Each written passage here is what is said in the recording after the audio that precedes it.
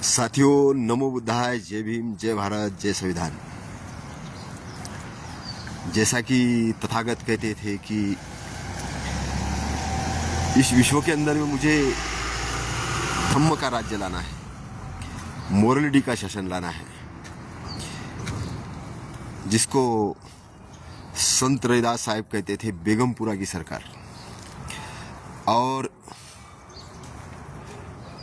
जिसको कबीर साहब कहते थे घट घट में राम, राम राज्य, राम का राज्य, और जिसको डॉक्टर बाबा साहब कहते थे संविधान का राज्य, कॉन्स्टिट्यूशन का शासन।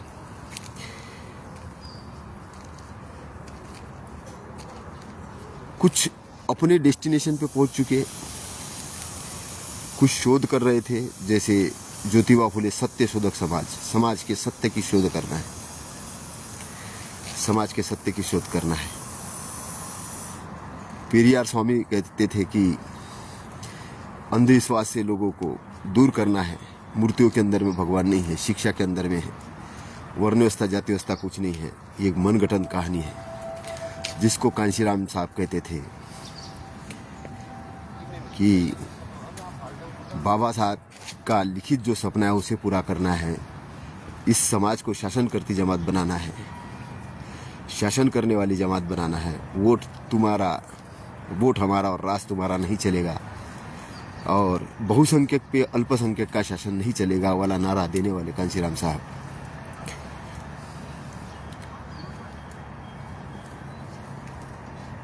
छह दिसंबर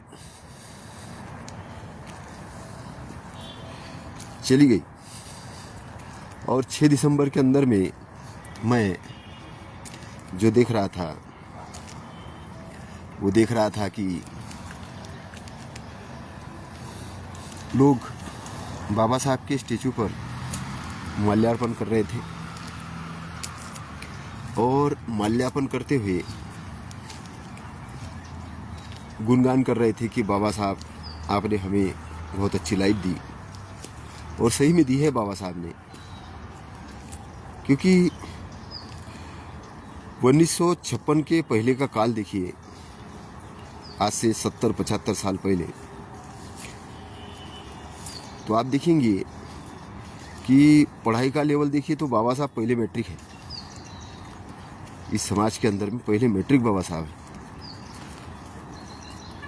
और ये ऐसे ही नहीं था, एक्चुअल ये मनुस्मृति वाला जो सिस्टम था उस वक्त शुरू था, और अंग्रेज आने के कारण उस सिस्टम को अंग्रेजों ने ध्वस्त किया, क्योंकि अंग्रेजों को अपने शासन के अंदर में काम करने के लिए नौकरों की जरूरत थी। तो आधुनिक भारत की ये स्थिति थी। ज्योतिबा फुले इन्होंने महाराष्ट्र के अंदर में अछूतों के लिए पहला कुआं खोला, कि सार्वजनिक कुआं, और महिलाओं के लिए पहली पाठशाला खोलने का काम किया। माँ फातिमा और माँ सावित्रीबाई फुले, इन्होंने महिलाओं के लिए पहली पाठशाला खोली। जो आज के ओबीसी जिनको बोला जाता है, वो लोग शिक्षा से वो भी वंचित थे, और वो केवल क्या काम धंधे कर रहे थे, वो केवल सेवा चाकरी का काम कर रहे थे। तो इसलिए आर्टिकल 340 कॉन्स्टिट्यूशन के अंदर में आया, और आर्टिकल 340 के अंदर में जो बात बाबा साहब लिखते हैं वो ये लिखते हैं कि सोशल और एजुकेशनल बैकवर्ड, सोशल और एजुकेशनल बैकवर्ड जिन लोगों को रखा गया था, उनकी गणना करके उनको हक और अधिकार देने के लिए आयोग गठित करे, और आयोग गठित करके उनको रिप्रेजेंटेशन प्रदान करे, सत्ता, क्योंकि लोकतंत्र के अंदर रिप्रेजेंटेशन होता है। फिर आर्टिकल 341 शेड्यूल कास्ट के लिए, 342 शेड्यूल ट्राइब के लिए, इस प्रकार से 340, 341, 342 हुआ। उसके अलावा कॉन्स्टिट्यूशन के अंदर में फंडामेंटल राइट्स दिए गए, और फंडामेंटल राइट्स पहले समझने की ज़रूरत है। फंडामेंटल राइट्स मतलब है एक इंसान को इंसान जैसे जीने का अधिकार, वो पढ़ाई कर सकता है, संपत्ति रख सकता है, स्कूल कॉलेज एजुकेशन कर सकता है, व्यवसाय कर सकता है, सम्मान के साथ जी सकता है, सम्मान के साथ पूरे भारत में भ्रमण कर सकता है, संगठन बना सकता है, संगठन चला सकता है, राजनीतिक दल बना सकता है, राजनीतिक दल व्यापारिक संगठन बना सकता है, एनजीओ बना सकता है, सारी चीज़ उसको अधिकार दिए गए, रिसर्च कर सकता है, डेवलपमेंट कर सकता है, अपने आप को अपने परिवार की देखभाल कर सकता है, सारे उसको अधिकार कॉन्स्टिट्यूशन ने दिए, एक इंसान को इंसान जैसे जीने के अधिकार है ना। इसके अंदर में कोई किसी के साथ छुआछूत नहीं कर सकता, कोई किसी को गैर बराबरी से पेश नहीं आ सकता, किसी को डिस्क्रिमिनेशन नहीं कर सकता, ना धर्म के आधार पे ना जाति के आधार पे, सबको समान अधिकार, लिंग के आधार पे भेदाभेद नहीं कर सकता। ये सारे मौलिक अधिकार कॉन्स्टिट्यूशन ने दिए। और दूसरी चीज आर्टिकल 13 आर्टिकल 13 में दो प्रकार का चीज लिखा गया है। एक तो मौलिक अधिकार को कम करने वाली या खत्म करने वाली कोई भी विधि, लॉज या कोई भी आदेश सरकार, संसद, न्यायपालिका पारित नहीं करेगी, पहली चीज। दूसरी चीज, इस प्रकार का आदेश मौलिक अधिकारों को कम करने वाले जितने भी ग्रंथ है, आदेश है, उसको उस ग्रंथों को, उस धार्मिक ग्रंथों को शून्य घोषित कर दिया जाता है आर्टिकल 13 के अंदर में। तो हम लोग अभी आज के डेट में कॉन्स्टिट्यूशन के हिसाब से अगर देखें तो बाबा साहब ये कहते हैं कि मैंने कॉन्स्टिट्यूशन बहुत अच्छा लिखा है और ये भारत के लोगों को समर्पित किया है कि हम भारत के लोग भारत को संपूर्ण प्रभुत्व संपन्न गणराज्य बनाने के लिए, उसका नाम है प्रभुत्व संपन्न, कि ये किसी के अंडर में नहीं रहेगा। ये गणराज्य जो है, ये गणराज्य ऐसा गणराज्य नहीं है कि किसी का गुलाम है, इसलिए स्वतंत्रता प्रदान की गई। लेकिन इसको चलाने वाले जो लोग हैं वो उस लेवल के होना जरूरी है, क्योंकि बाबा साहब ने कहा कि अगर ये संविधान मैंने दिया है और ये संविधान जिन लोगों के हाथों में दे रहा है और ये संविधान के अनुसार अगर काम नहीं होगा तो संविधान कोई काम का नहीं रहेगा। संविधान बनाया तो बहुत बढ़िया है, लेकिन संविधान के अनुसार अगर काम नहीं हुआ तो ये संविधान कोई काम का नहीं रहेगा। अगर संविधान के अनुसार काम ही नहीं होगा तो फिर क्या करेंगे? बोलिए, संविधान जलाने वाला मैं पहला व्यक्ति होऊंगा कि संविधान के अनुसार काम नहीं करेंगे, किस काम का है संविधान? लेकिन हमारे विरोधियों ने उस चीज को दूसरी तरीके से लिया कि बाबा साहब संविधान के विरोध में थे। बाबा साहब संविधान के विरोध में नहीं थे, सबसे पहली चीज समझने की जरूरत है। बाबा साहब संविधान के विरोध में नहीं थे, बाबा साहब संविधान लागू ढंग से लागू न होगा उस विरोध में थे, कि उनको डर था कि कई हम लोगों का प्रतिनिधित्व संविधान सभा के संविधान जो जहाँ से ऑपरेशन होता है संविधान का, जैसे कि आपने देखा होगा कि संसद के माध्यम से जो कमेटियाँ बनती है, जो मंत्रालय से, जो कैबिनेट्स है, इसके अंदर से या जो पावरफुल पोस्ट है वहाँ से संविधान का ऑपरेशन होता है। जैसे कि आप नीचे लेवल पे आ जाओ तो मतलब न्यायपालिका के बाद में अगर आ जाओ तो कलेक्ट्रेट है, तहसील है, और नीचे लेवल तक, सत्ता तक, सब चीज़ों को अगर देखा जाए कि अगर जनता जागृत नहीं है तो ये संविधान कोई काम का नहीं रहेगा, ये बाबा साहब का कहना था। और आज जब हम कोई चीज़ बनाने जाते हैं, जो कोई चीज़ करने जाते हैं, तब हमें पता चलता है कि संविधान का महत्व क्या है। क्योंकि मैं जब कुछ समय पहले अपने एक आईएएस से मिला तो बोले आजकल संविधान के अनुसार थोड़ी ना काम होता है। मैं बोला ऐसा नहीं होता है। न्यायपालिका के अंदर में गए तो जो ट्रिब्यूनल से गठित हुए हैं वो ट्रिब्यूनल्स को रिफॉर्म करने का जो बिल आया वो बिल सरकार ने पेश नहीं होने दिया, कि कॉन्स्टिट्यूशन के हिसाब से आर्टिकल 13 के अनुसार से कोई भी एक्ट बनना चाहिए, कोई आदेश पारित होना चाहिए, कलेक्टर का हो चाहे ट्रिब्यूनल्स का हो कुछ। लेकिन कोई ट्रिब्यूनल फंडामेंटल राइट्स को इतने तरीके से वायलेशन कर रहे हैं कि उसका कोई अंदाज नहीं है, क्योंकि लोगों को पता ही नहीं है, लोगों को पता ही नहीं कि फंडामेंटल राइट्स क्या है। लोग तो ये समझ रहे हैं कि सरकार के हम गुलाम हैं और सरकार के अनुसार हमें चलना है, और इसके कारण आज इस भारत के अंदर में पूरी अफरा तफरी मची हुई है। भारत के अंदर में पूरी अफरा तफरी मची हुई है। जब मैं स्टेटमेंट देखता हूँ तो सुप्रीम कोर्ट के वकील बोल रहे हैं कि आंदोलन करो, सोशल वर्क कर रहे हैं आंदोलन करो, सरकार काम नहीं कर रही है। कोई बाबा आते हैं वो बोलते हिंदू राष्ट्र बनाओ, कोई बोल रहे बाबा साहब ने संविधान नहीं, कोई स्टेटमेंट गलत दे रहे, कोई भड़काने वाले स्टेटमेंट दे रहे हैं, कोई कुछ मतलब देश के अंदर में अफरा तफरी मची। और अभी 2 दिन पहले अभी हमने देखा कि एयरपोर्ट के अंदर में जनता चिल्ला रही है और हमारे प्रधानमंत्री जी का कोई स्टेटमेंट नहीं है। लगता है कि उड्डयन मंत्री है ही नहीं, सरकार है ही नहीं। तो सत्ता यहाँ पर ही नहीं है। हम लोगों ने ये देखा है कि लोगों के घरों के अंदर में बैंक जाके ताले लगा रहे हैं, सामान नहीं निकालने दे रहे और फंडामेंटल राइट का बहुत तरीके से उल्लंघन कर रहे हैं। मार्केट के अंदर में दलाल घूम रहे हैं, लोगों के मकान और संपत्ति को कब्जा कर रहे हैं और बैंक ट्रिब्यूनलों के माध्यम से, ट्रिब्यूनलों के जजों के माध्यम से भ्रष्टाचार में लिप्त हो गए। कलेक्टरों के माध्यम से, तहसीलदारों के माध्यम से ज़मीनों को हड़पा जा रहा है, पूरा तरीके से कब्जा किया जा रहा है। तो कहने का मतलब फंडामेंटल राइट का वायलेशन हो रहा है। और टारगेट किसको किया जा रहा है? जो वर्क करने वाला व्यक्ति है, जो कुछ काम करना चाहता है, उसको बोला जा रहा है बेईमान है, ये भ्रष्टाचारी है, ये पैसा लेके भाग गया है। ऐसा नहीं है। हमारा सिस्टम कोलैप्स हो रहा है। इस देश का सिस्टम कोलैप्स हो रहा है और सिस्टम कोलैप्स होने के कारण ये देश जिस तरफ जा रहा है, ये देश तथागत गौतम बुद्ध का देश, बाबा साहब का देश, फुले का देश, कबीर का देश, रविदास साहब का देश, इस देश को उन्होंने जिस कल्पना के साथ गढ़ने की कोशिश की है, उन्होंने जिस सोच के साथ बनाने की कोशिश की है, उस सोच को क्या हमारे लोकतांत्रिक लोग समझ पाए हैं? क्या समझने की उनका लेवल है? अभी कोई शंकराचार्य आ जाता, अचानक स्टेटमेंट दे जाते कि हम वर्ण व्यवस्था मानते हैं। शंकराचार्य आता है, स्टेटमेंट दे देता है, वर्ण प्रधानमंत्री राम मंदिर का उद्घाटन करने जाते हैं और राम मंदिर का उद्घाटन करके वहाँ से ऐसा लगता है कि वो देश का संचालन कर रहे हैं। मैं कहता हूँ कि आध्यात्मिक होना बहुत अच्छी बात है, लेकिन आप किसी धर्म विशेष के व्यक्ति बाद में हो, पहले आप इस देश के प्रधानमंत्री हो। आपको अपना वक्तव्य प्रधानमंत्री के हिसाब से देना चाहिए। और डर के मारे कुछ ओबीसी के लोगों को आर्टिकल 340 के तहत काम करने के लिए सरकार बोलती है कि हाँ भाई ये रिजर्वेशन चालू कर देंगे, लेकिन मध्य प्रदेश जैसे स्टेट के अंदर में 27% आरक्षण अभी ओबीसी को लागू नहीं हुआ है।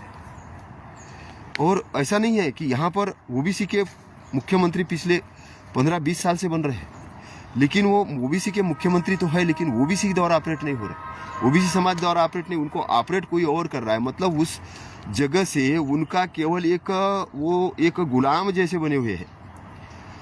तो यही हमारे आईएएस ऑफिसरों की स्थिति है। आज अगर वो वर्मा जी ने कोई स्पीच किया और उन्होंने कहा कि भाई समानता जब तक नहीं लागू होगी तब तक रिजर्वेशन चालू रहेगा, लेकिन उसको मुद्दे को भटका के ये बोला कि किसी जाति विशेष के लड़कियों के बारे में बुरा बोला।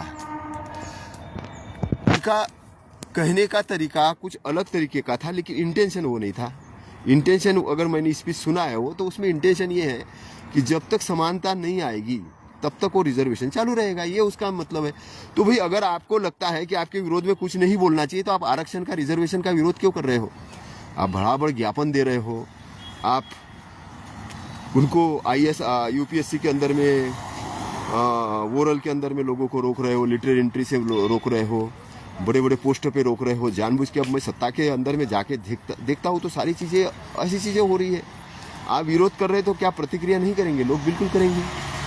तो अभी मैं ये चेतावनी देने के लिए इस लाइव में आया हूँ कि देश के युवाओं का, देश के नेताओं का जो माइंड सेट बन रहा है वो अभी वो नहीं है कि जो पहले जैसा कि हम शांति से आंदोलन करेंगे। अब एक्चुअल में जो प्रोसेस आ रही है वो प्रोसेस उबाल वाली है और इसको हमें कंट्रोल करना होगा। इस संविधान के अंदर में ताकत है। और मैं ये बोल रहा हूं कि चाहे जजेस भी हो, अगर गड़बड़ कर रहे हैं तो मीडिया उसका साथ दे, लेकिन मीडिया नहीं कर रही। मीडिया अलग तरीके से स्टेटमेंट देती है। अभी मैंने एक दैनिक भास्कर का वो ट्रिब्यूनल का स्टेटमेंट देखा, तो उसमें डायरेक्ट उन्होंने हाईकोर्ट के अंदर में याचिका दायर की। तो हाईकोर्ट ये कहता है कि भाई ट्रिब्यूनल डीआरईटी ऑलरेडी गठित है, वहां से जाना चाहिए था, और ये सुप्रीम कोर्ट ने बोला, इसलिए ये याचिका को कुछ निरस्त किया। लेकिन पेपर वाले ने उसको आधा अधूरा जानकारी लेके छाप दिया, आधे अधूरे की सुप्रीम कोर्ट ऐसा कह रहा है। तो पूरा स्टेटमेंट जो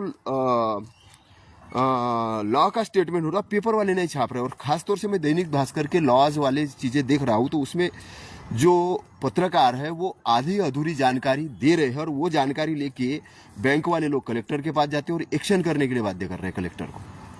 और मुख्यमंत्री और इनके पास में एक बॉडी नहीं है कि जो इस तरीके से फंडामेंटल राइट्स का वायलेशन हो रहा है उसको रोकने की कोशिश करे या रोकने का ये करे। इसके कारण लोगों के बिजनेसेस ठप हो रहे हैं, लोग क्राइसिस में जा रहे हैं और इस प्रकार से हमारी जो उन्नति वाला जो मार्ग है वो कहीं ना कहीं खत्म हो रहा है। मैं ये बोल रहा हूँ कि आप मंदिर के माध्यम से सत्ता नहीं चला सकते, पहली चीज समझ लेना।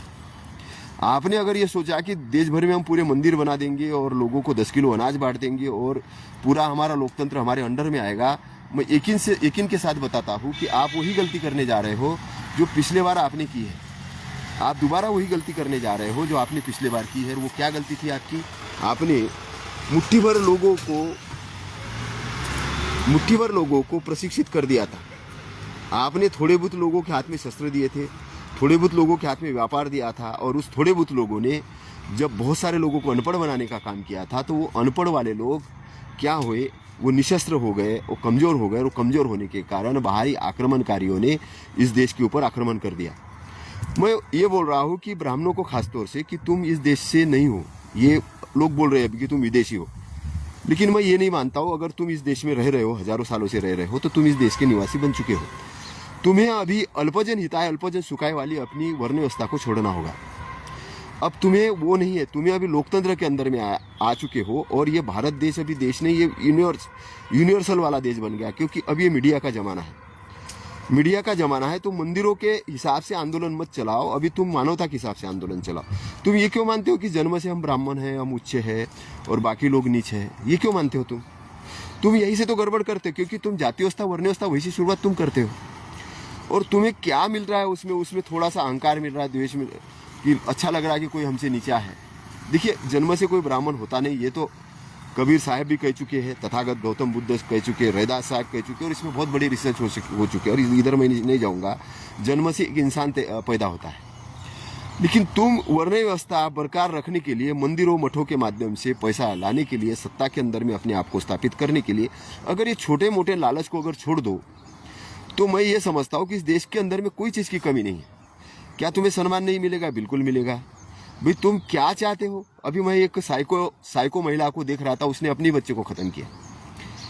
साइको महिला को देख रहा था, उसने अपने बच्चे को ख़त्म किया और 3 और बच्चों को ख़त्म किया। तो उसमें मैंने देखा कि वो ऐसा क्यों किया, क्योंकि उसको कहीं ना कहीं प्रताड़ित किया गया। उस महिला का ब्रेन इस लेवल पे डेवलप हुआ कि उसको ये लगा कि मेरे से ज़्यादा सुंदर कोई होना ही नहीं चाहिए, तो वो साइको बन गई, वो साइको किलर बन गई। तो ये जो वर्ण व्यवस्था है ये साइको वाला ऑब्जेक्ट है एक्चुअल में। इसमें ब्राह्मण के जो बुद्धिजीवी लोग हैं, जो ज्ञानी लोग हैं, मनोवैज्ञानिक लोग हैं, ये एक्चुअल ये चीज़ को जाने कि बच्चों को साइको नहीं बनाए। ये एक साइको वाला आंदोलन है, क्योंकि मैं इस चीज़ को बड़ी जिम्मेदारी के साथ बोल रहा हूँ कि कोई भी ये बोलता है कि मैं उच्च हूँ जन्म से और बाकी नीचे, ये अगर इंटरनल डेवलपमेंट हो रहा है तो ये मुक्ति के लिए सही नहीं है। क्योंकि तेरा राम तुझ में, मेरा राम मुझ में, घटघट में राम है, घटघट में राम है। अगर कबीर साहब ये कह रहे कि घटघट में राम है, पियोत रामरस लागी कुमारी, मतलब सबका मालिक अपने अंदर है, तो उसको डेवलप करने के लिए अवसर मिलना जरूरी है, सम्मान मिलना जरूरी है। लेकिन हमने अगर ऐसा मान के चले कि मैं उच्च हूँ तुम नीच हो, तो ये पुराने समय में अज्ञान के कारण लोगों ने ये वर्ण व्यवस्था जाति व्यवस्था तैयार की होगी। लेकिन ये वर्ण व्यवस्था जाति व्यवस्था हमको मिटाने की जरूरत है। अभी आज के डेट में वर्ण व्यवस्था जाति व्यवस्था के माध्यम से काम नहीं चलेगा। और मैं ये समझता हूँ कि ब्राह्मणों का जो कोर लीडर हो, ब्राह्मण के अंदर, ब्राह्मणों ने जो कोर लीडर ओबीसी के अंदर में भी कुछ लोग तैयार किए हैं, ब्राह्मणों ने ओबीसी के अंदर में भी कुछ लोग तैयार किए, कुछ मुस्लिमों के अंदर में भी तैयार की है, कुछ अलग अलग महिलाओं को भी तैयार किया है। और वो जो कोर लीडर जो है, जो वर्ण व्यवस्था जाति व्यवस्था टिकाने के लिए काम कर रहे हैं धर्म के नाम से, ये स्लीपर सेल जो है, ये स्लीपर सेल देश के लोकतंत्र के लिए बहुत बड़ा घातक है। क्योंकि इसमें भी जो ब्राह्मण बुद्धिजीवी हो गए हैं वो कुछ बोल नहीं पाते हैं। जो ब्राह्मण बुद्धिजीवी हो गए वो कुछ बोल नहीं पाते। वो इसलिए नहीं बोल पाते हैं क्योंकि उनको भी मार दिया जाता है। क्योंकि उनको इसलिए मार दिया जाता है कि उनको ये बोला जाता है कि तुम वर्ण व्यवस्था के समर्थक क्यों नहीं कर रहे हो, हम तो तुम्हारे लिए कर रहे हैं। तो वो जानबूझ के ही नहीं कुछ कर पाते। लेकिन मैं ऐसा समझ रहा हूँ कि वर्ण व्यवस्था जाति व्यवस्था जो वाला जो कलंक है इस देश के ऊपर लगा हुआ कलंक है, वो कलंक को मिटाने की जिम्मेदारी बाबा साहब कहते हमारी है। बाबा साहब कहते हमारी है। इसलिए इस देश के अंदर में आने वाले समय में जो असंवैधानिक गतिविधियां बहुत ज़्यादा तेज हुई। कोई बागेश्वर नाम के व्यक्ति आता है, कहता है कि मैं हिंदू राष्ट्र बनाऊंगा। हिंदू राष्ट्र की डेफिनेशन क्या है? भारत पहले ही प्रबुद्ध राष्ट्र बनने की तरफ है। प्रबुद्ध मतलब है कि शिक्षा से वेल एजुकेटेड, है ना, समर्पित, संगठित, और एक ऐसा देश कि जो उस मानवता को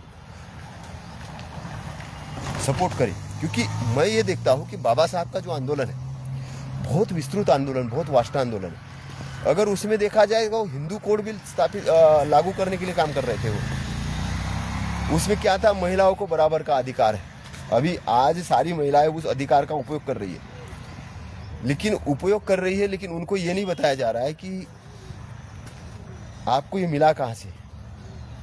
इसलिए इस लोकतंत्र को टिकाने के लिए, जन जागरण के लिए युवाओं की भूमिका बड़ी इंपॉर्टेंट भूमिका है।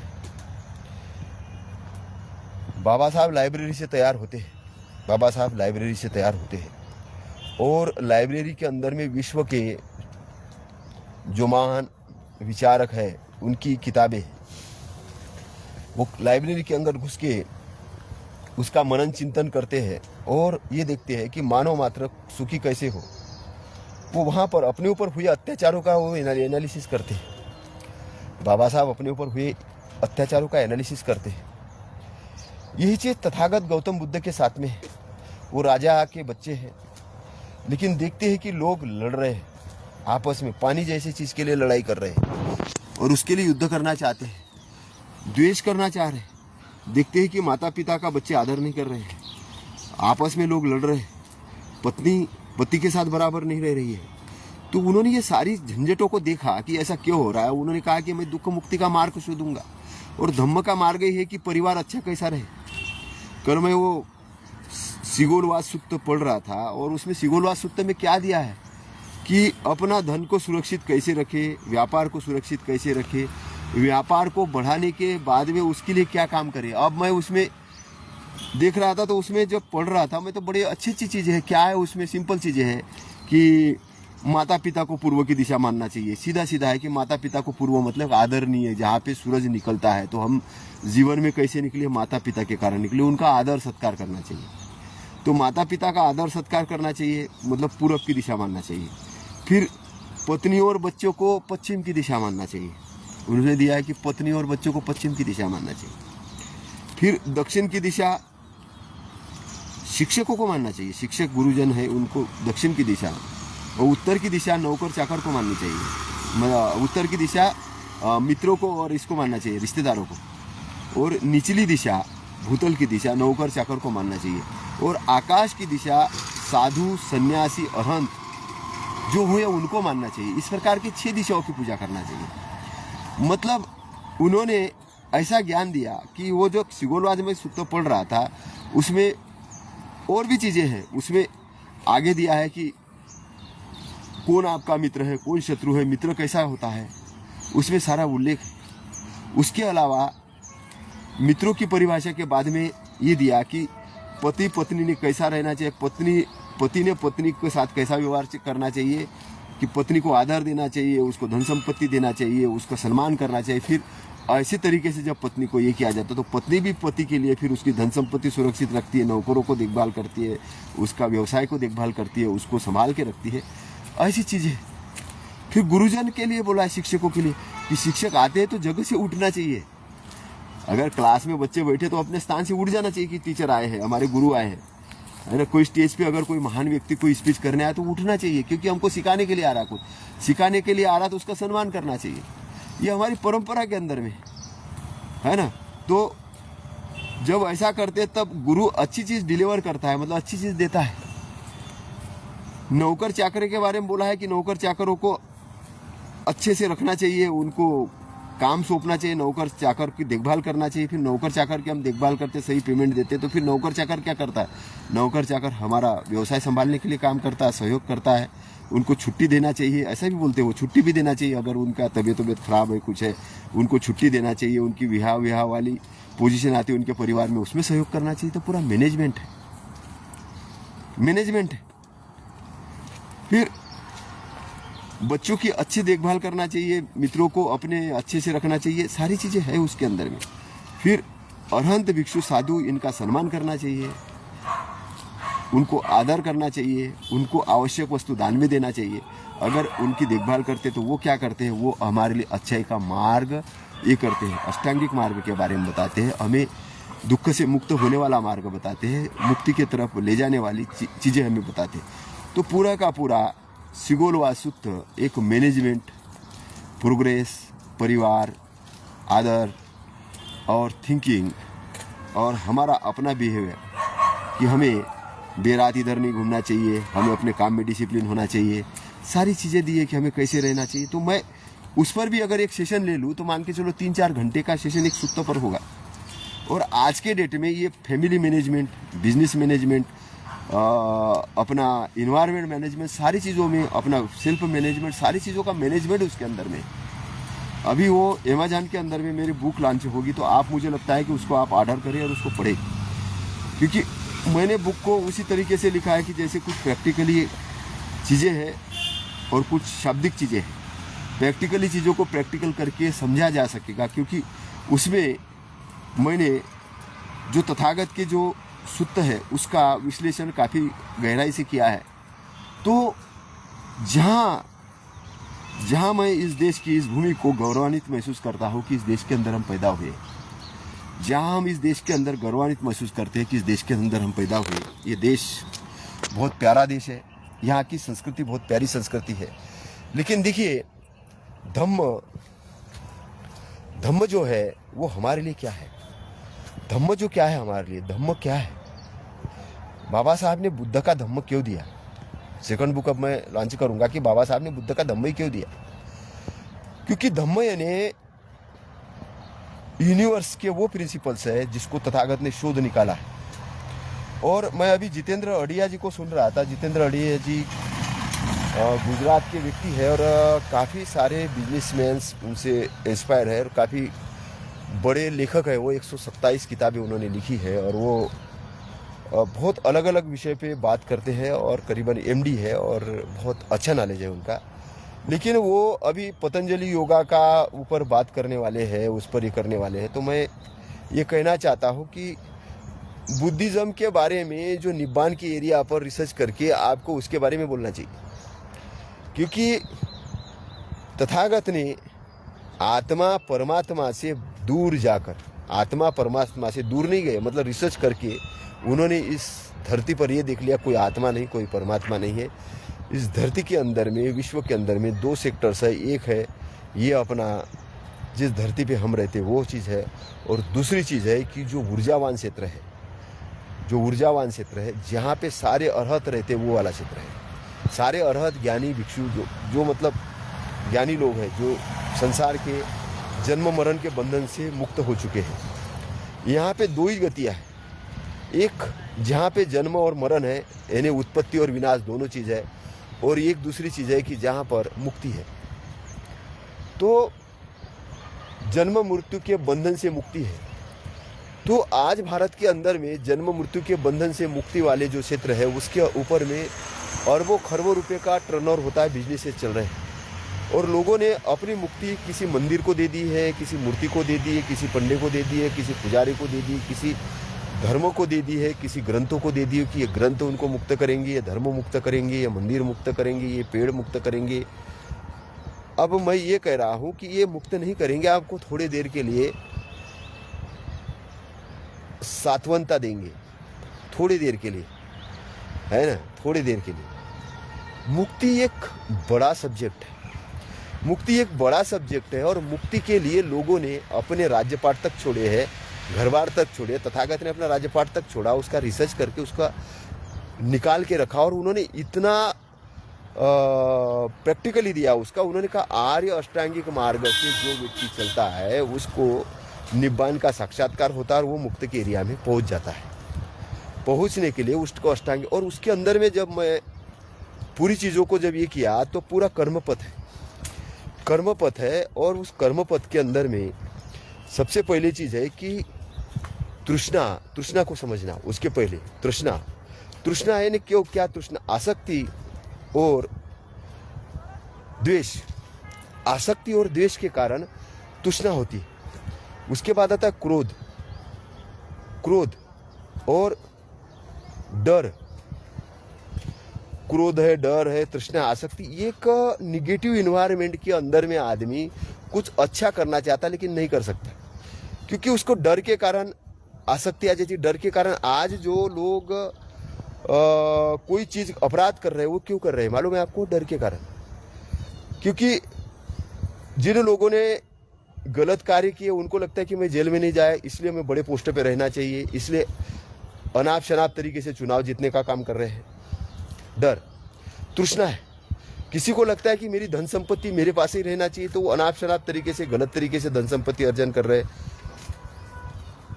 है ना, उसको बोलते हैं आसक्ति। और उसमें किसी को दे नहीं रहे, अचानक दे नहीं रहे, क्योंकि अभी ये एक आसक्ति का परिणाम है कि इंडिगो के अंदर में जो कुछ हुआ, ये आसक्ति का परिणाम है कि इंडिगो के अंदर में आसक्ति कि भाई मेरा मोनोपोली उसमें चलना चाहिए, मेरी मोनोपोली चलना चाहिए।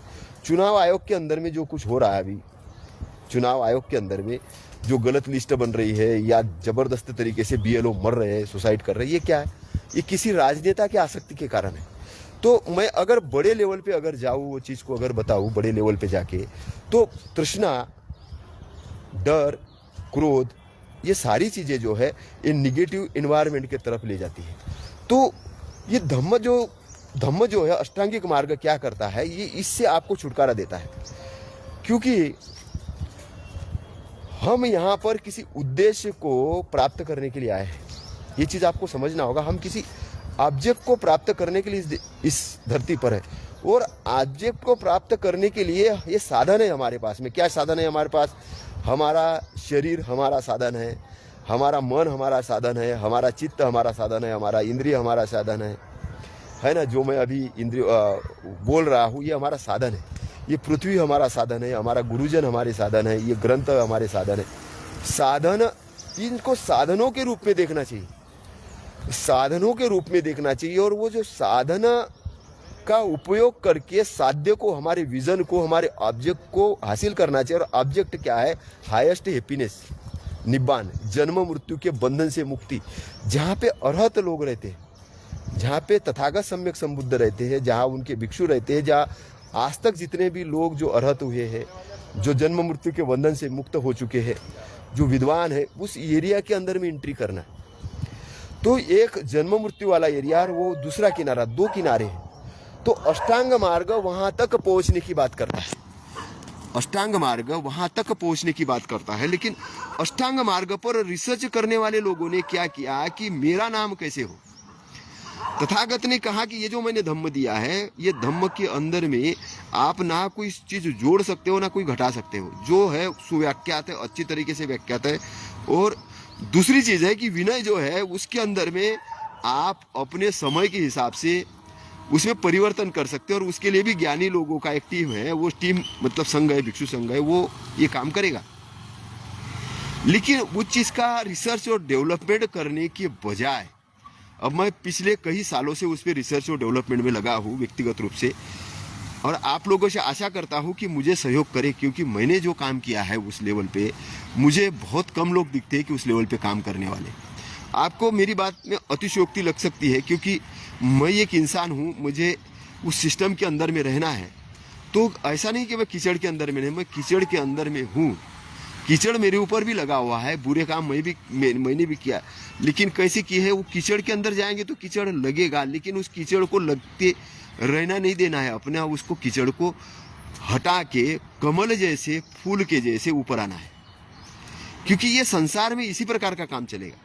हम जहाँ से पैदा हुए हैं तो हम कीचड़ से आए हैं भाई, हम कीचड़ से आए हैं। जब हमारी जो उत्पत्ति हुई है, ये क्योंकि हमारे चित्त के अंदर में वो काम वासना का बीज था, वो बीज था, इसलिए उस बीज के कारण हम पैदा हुए। जब हमारे माता पिता का मिलन हुआ, वहाँ से हम गर्भ के अंदर में आए, और गर्भ के अंदर में आके जब हम गर्भ के बाहर निकले तो हमारे माता पिता ने हमको खिलाया, बड़ा किया, शिक्षा दी, और इसलिए उनका बड़ा उपकार है कि उन्होंने इस धरती पे हमें लाया। क्योंकि मुक्त होने के लिए आपको वाहन की जरूरत होती है, और वाहन है आपका शरीर। विदाउट वाहन के आप मुक्त नहीं हो सकते, पहली चीज आप समझना। क्योंकि वो अगर वाहन आपको है नहीं, तो अब उस वाहन का हमको दुरुपयोग नहीं करना है, सबसे पहले ये समझना है। इस जीवन की मैं बहुत गहरी परिभाषा आपको दे रहा हूँ, ये बहुत आसान भाषा में दे रहा हूँ, और मुझे लगता है कि इस परिभाषा को समझने के लिए कई दिन कई रातें मुझे लगी उस परिभाषा को समझने के लिए। तो मैं ये बोल रहा हूँ कि ये शरीर एक वाहन है, और इस वाहन के अंदर में सबसे बड़ा हमारे पास में कोई है तो हमारा विज़न। एक इंसान के पास में जो सबसे बड़ी ताकत है विज़न। हम कोई बड़ा विज़न ले सकते हैं, कोई चीज़ सोच सकते हैं, उसको पिक्चराइज कर सकते हैं। तो हमारा जो लक्ष्य है ये बड़ा लक्ष्य होना चाहिए, तो इसके डेस्टिनेशंस आएंगे। हम लोग बिजनेस बनाएंगे, हम व्यापारी बनेंगे, हम वैज्ञानिक बनेंगे, ज्ञानी बनेंगे, जो कुछ भी बनेंगे, ये हमारा साधन है काय का जीवोपार्जन का, जीवन जीने के लिए, आय निर्माण करने का। और उसी के अंदर, उस साधन के अंदर सेवा भी है, और उसके अंदर में तीसरी चीज है वो कर्म है। तो जो हम कर्म करेंगे, अच्छे कर्म करेंगे, जितने ज्यादा अच्छे कर्म करेंगे, हमारे जो पूरे कर्म थे वो खत्म होना चालू हो जाएंगे। कर्म को कर्म ही खत्म करते हैं, पहली चीज समझना। कर्म को कर्म ही खत्म करते, इसलिए कर्म का सिद्धांत जो है वो तथागत का सिद्धांत है। तो बुरे कर्म करने के लिए हमें बहुत ज्यादा अच्छे कर्म करने की जरूरत है। तो कर्म कैसे होते हैं? कर्म होते हैं हमारे आई साइड से, इंटरनल डेवलपमेंट से। इंटरनल डेवलपमेंट हमारा कैसा होगा कि जब हमारा चॉइस बराबर होगा। और चॉइस कैसे होगा हमारा बराबर? चॉइस तब बराबर होगा कि हमारे पास विजडम होगा, हमारे पास प्रज्ञा होगी। और हमारे पास प्रज्ञा कब होगी? जब हमारे पास बोध होगा। और बोध कब होगा? जब हम अवेयरनेस की अवस्था में होंगे। और अवेयरनेस की अवस्था में कब हम रह सकते हैं? जब हम शराबी नहीं होंगे। पहली चीज, शराब के नशे में हमारा अवेयरनेस गायब हो जाता है। इसलिए धम्म के अंदर में नशा पत्ती का विरोध है, कुछ नहीं, और कोई कारण नहीं। शरीर तो है कि शरीर को खराब करता है, वो दूसरा कारण है, लेकिन पहला कारण है कि अवेयरनेस को खत्म करता है। तो अवेयरनेस, क्रोध का विरोध है, क्योंकि क्रोध के अंदर में भी व्यक्ति अवेयरनेस में नहीं रहता है, क्रोध के अंदर में भी अवेयरनेस में नहीं रहता। फिर द्वेष का विरोध है, द्वेष के अंदर में भी व्यक्ति अवेयरनेस में नहीं रहता है। क्रोध के अंदर में अवेयरनेस में नहीं रहता है, द्वेष के अंदर में अवेयरनेस में नहीं रहता है, मूढ़ता के अंदर में भी अवेयरनेस में नहीं रहता है, अज्ञान के अंदर में कि उसको पता ही नहीं है ना। तो आसक्ति के अंदर में भी अवेयरनेस में नहीं रहता, क्योंकि धरती का जो ब्रह्मांड जैसा संचालित होता है उसको आप देखिए। सूरज प्रकाश देता है, धरती हवा देती है ना। ये धरती हमें कुछ भोजन देती है। तो ये नहीं कहे कि इसके लिए नहीं उगाऊंगी, उसके लिए नहीं उगा, सबके लिए उगाती है। तो उनका, हमें इस ब्रह्मांड से बहुत सारी चीजें सीखने की जरूरत है, और वही तरीके से हमें जीवन जीने की जरूरत है। तो वो किसी चीज को पकड़ के नहीं रखती, लेकिन उनके पास सारी चीज है। धरती के पास हवा कितनी है? बहुत है। पानी कितना है? बहुत है ना, पानी बहुत है। पेड़ों के पास में बहुत सारी हरियाली है, जंगलों में जाओ आप, और खुशहाली चारों तरफ है। बस हम ये नोट छापके वाले जो नोट है, इसी की हमारे पास कमी है। जो हमने नोट छापे हैं, हम ये सोचते हैं कि ये धरती पे हम कब्जा कर ले। हाँ, आप उसके साधन के रूप में उसका उपयोग कर सकते हो। तो इसलिए सरकार से या एक तहसील ऑफिस से या रजिस्टर ऑफिस से, या उसकी आप रजिस्ट्री लगा के अपने नाम से ले लेते हो, तो धरती वो इस्तेमाल के लिए आपके पास में है। लेकिन कब तक? जब तक आपका शरीर है तब तक। जिस दिन शरीर चला गया उस दिन। और एक साधु अगर है तो तथागत तो बहुत अलग व्यक्ति है। वो तो मजाक में, मतलब सीरियसली ये कहते हैं कि पृथ्वी को मैं पृथ्वी जैसा मानता हूँ, मैं उसका उपयोग करता हूँ। पृथ्वी को पृथ्वी जैसा मानता हूँ, जिसको जैसा है वैसा मानता हूँ। तो वो नदी किनारे जाते हैं, वो पार्क में जाते हैं, वो गगन के नीचे जाते हैं, और चारों चीज का आनंद लेते हैं। वो सभी जगह बच्चों से बात करते हैं वहां। तो दुखियों का दुख करने में उनको आनंद आता है, व्यापारियों को अच्छा व्यापार सिखाने के लिए उनको आनंद आता है, राजाओं को अच्छा राज्य कारोबार कैसे चलना चाहिए उनके लिए उनको आनंद आता है, पीड़ितों को पीड़ित से दूर करने के लिए उनको आनंद आता है। तो हर चीज में आनंद ले रहे हो, हर चीज में आनंद ले रहे। तो उनका जीवन एक कमल के फूल जैसा सुगंध फैला रहा है चारों तरफ। तो अष्टांग मार्ग का अंदर मतलब यही है कि आपका बैलेंस वाला मार्ग हो। वो मार्ग ऐसा नहीं हो कि पीड़ा देने वाला हो। कुछ लोग अरहत पद पाने के लिए अपने शरीर को दांव पे लगा रहे हैं, कपड़े नहीं पहनते हैं, नंगे रहते हैं, खाना नहीं खाते हैं, आवश्यक विटामिन, मिनरल्स, प्रोटीन्स शरीर को नहीं देते हैं, गांजा पीते हैं, भांग पीते हैं, वो शरीर जो साधन है उस साधन को ही खराब कर देते हैं। जिस वाहन से आपको नैया पार करनी है, एक किनारे से दूसरे किनारे ले जाना है, उस वाहन को मजबूत करना चाहिए। तो इसलिए स्वास्थ्य सबसे बड़ा धन कहा गया है। स्वास्थ्य सबसे बड़ा धन है ना। विश्वास सबसे बड़ा मित्र है, कि आपको विश्वास है कि ये तथागत हुए हैं, ये बड़ा मित्र है। कोई अरहद भी हुए हैं, इस देश के अंदर ज्ञानी भी लोग हुए हैं, विश्व के अंदर में माता पिता भी है, गुरु भी है, सम्मानित लोग भी है, जिन्होंने अच्छे मार्ग पे चल के अपना कुछ अचीवमेंट किया है। ये जब आपके अंदर में श्रद्धा जगती है, उस श्रद्धा के कारण आप सन्मार्ग की तरफ आते हो। जब सन्मार्ग की तरफ आते हो तो आप अमार्ग और मार्ग को छोड़ देते हो। मार्ग यानी कि जो भीड़ जा रही है, कोई सोचती नहीं। भीड़ भी बहुत है संख्या भीड़ की, कुछ सोचने की जरूरत नहीं। भीड़ में एक जा रहा है, दूसरा भी जा रहा है, तीसरा ही जा रहा है, पूरे कुंभ मेला में जा रहा हो मोक्ष की प्राप्ति के लिए। एक भीड़ के साथ दूसरे जा रहे हैं, वो पता नहीं उसको मिल रहा है कि नहीं मिल रहा है। लेकिन भीड़ के अंदर में नहीं जाना है, भीड़ के अंदर में भी नहीं जाना है, वो मार्ग है।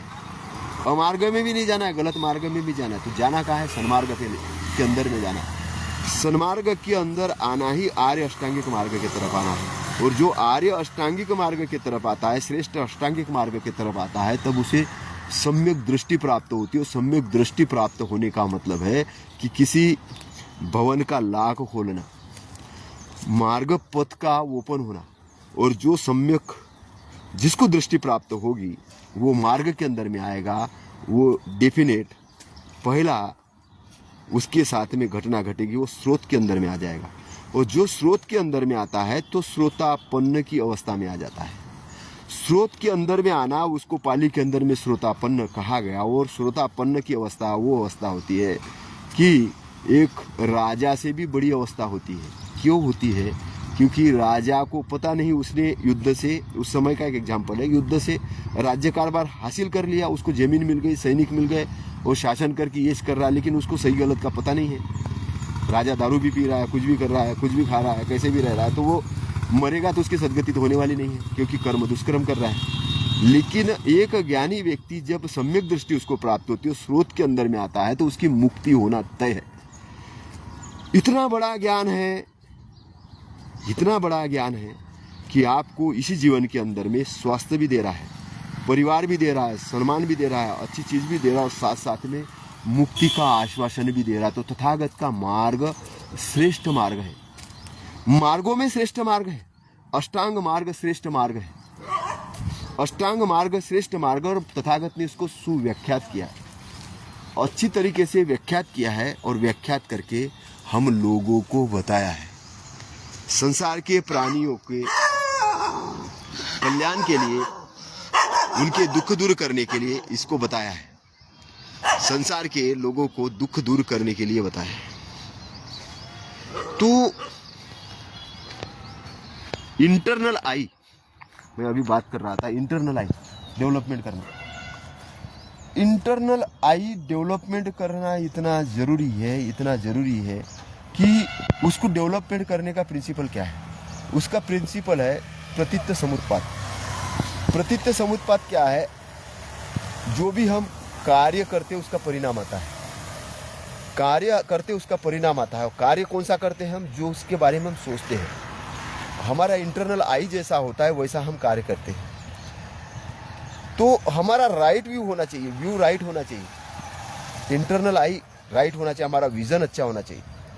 हमने कोई विजन अगर लिया तो उसको अचीव करना। तो विजन क्या है? अच्छा विजन लो। तथागत संसार के सबसे बड़े ड्रीमर व्यक्ति है, सबसे बड़े सोचने वाले व्यक्ति है। वो ये सोचते हैं कि मुझे पूरे संसार के अंदर में नैतिकता का शासन लाना है, नैतिकता का राज्य लाना है, मॉरलिटी का राज्य लाना है। क्योंकि नैतिकता का, सदाचार का, मॉरलिटी का अगर शासन आ जाए तो लोगों की प्रोग्रेस की गति बढ़ जाएगी। क्योंकि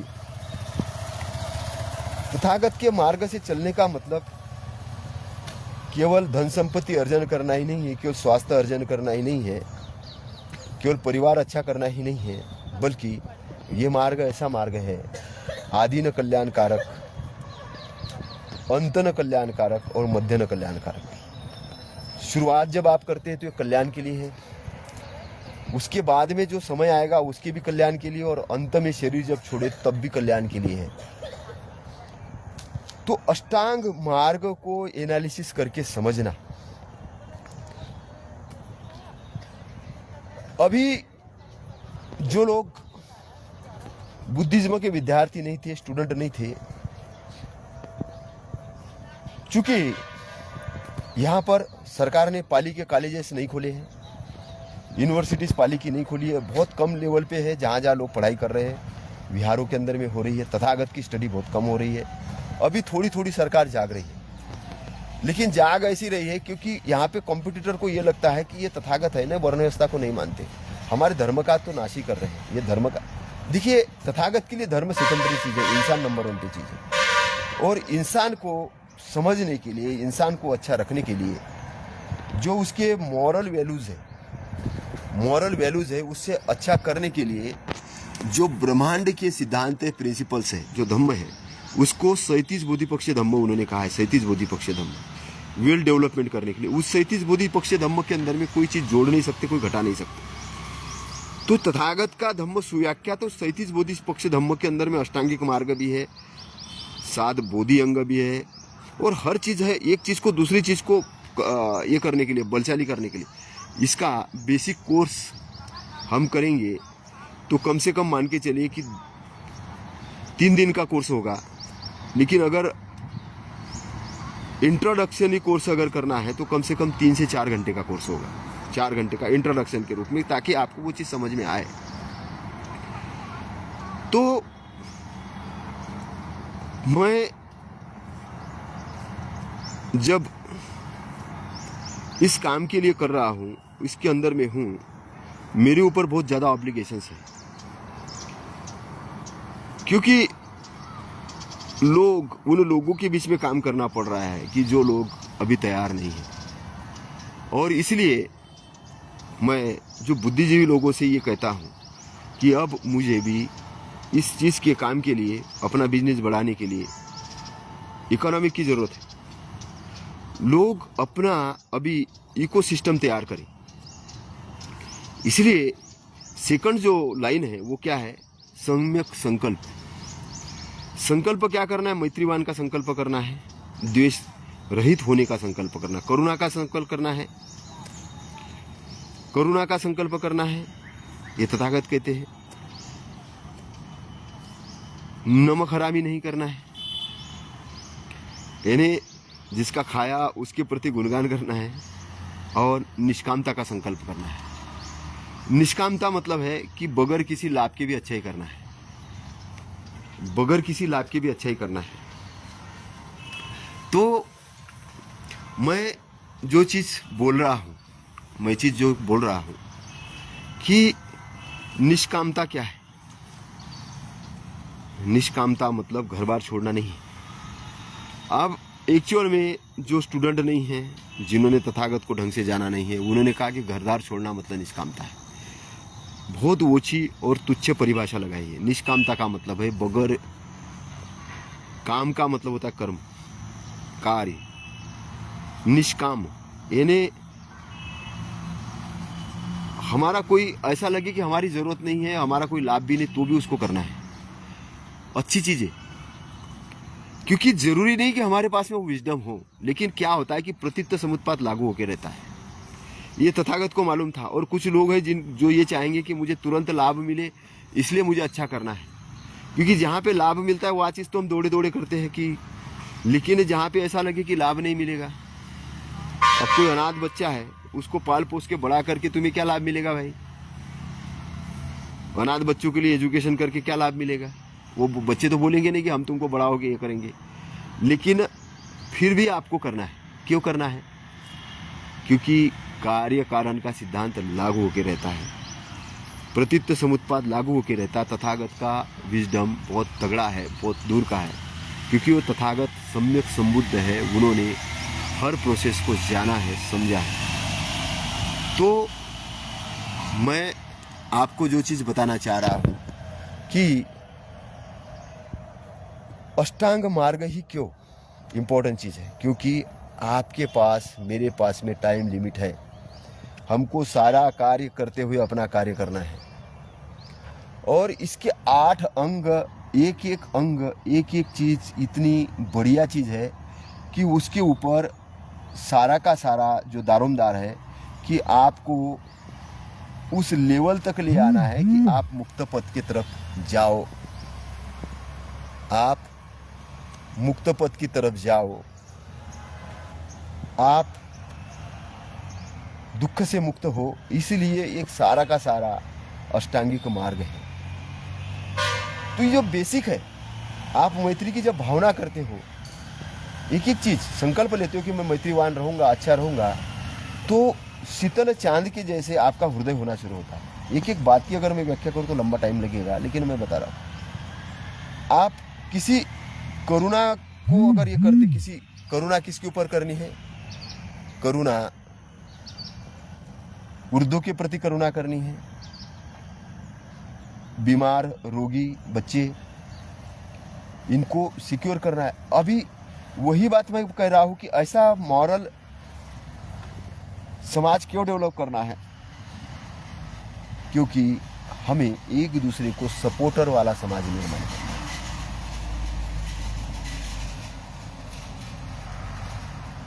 नमक हरामी क्यों नहीं करना है?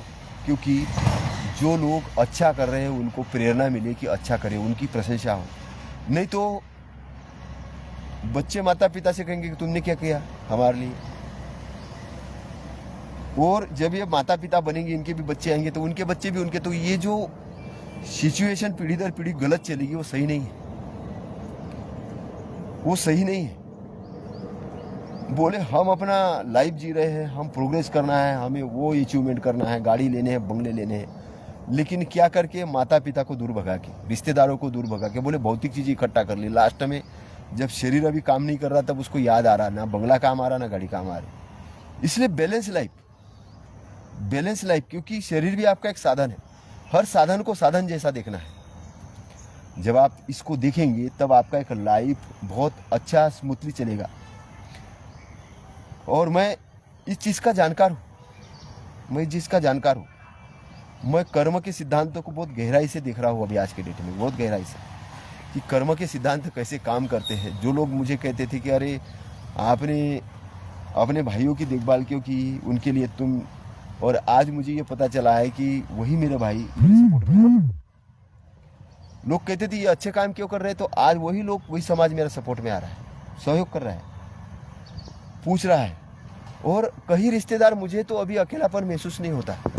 मुझे तो अभी ये लगता है कि समाज के लिए मैं क्या डेवलपमेंट के लिए क्या बढ़िया कर सकता हूँ। इसलिए अभी अमेजन के अंदर में मेरी जो बुक लॉन्च होगी निब्बान, ये बहुत ज़बरदस्त धमाका मचाने वाली है और इसका ट्रांसलेशन बहुत जल्दी करेंगे और जल्दी करके इसको मार्केट के अंदर में लॉन्च करेंगे पूरी तरीके से, क्योंकि अभी हमें धम्म की पताका फैलाने वाला है, काम करना है। तो हमने सम्यक संकल्प के बारे में बात की थी।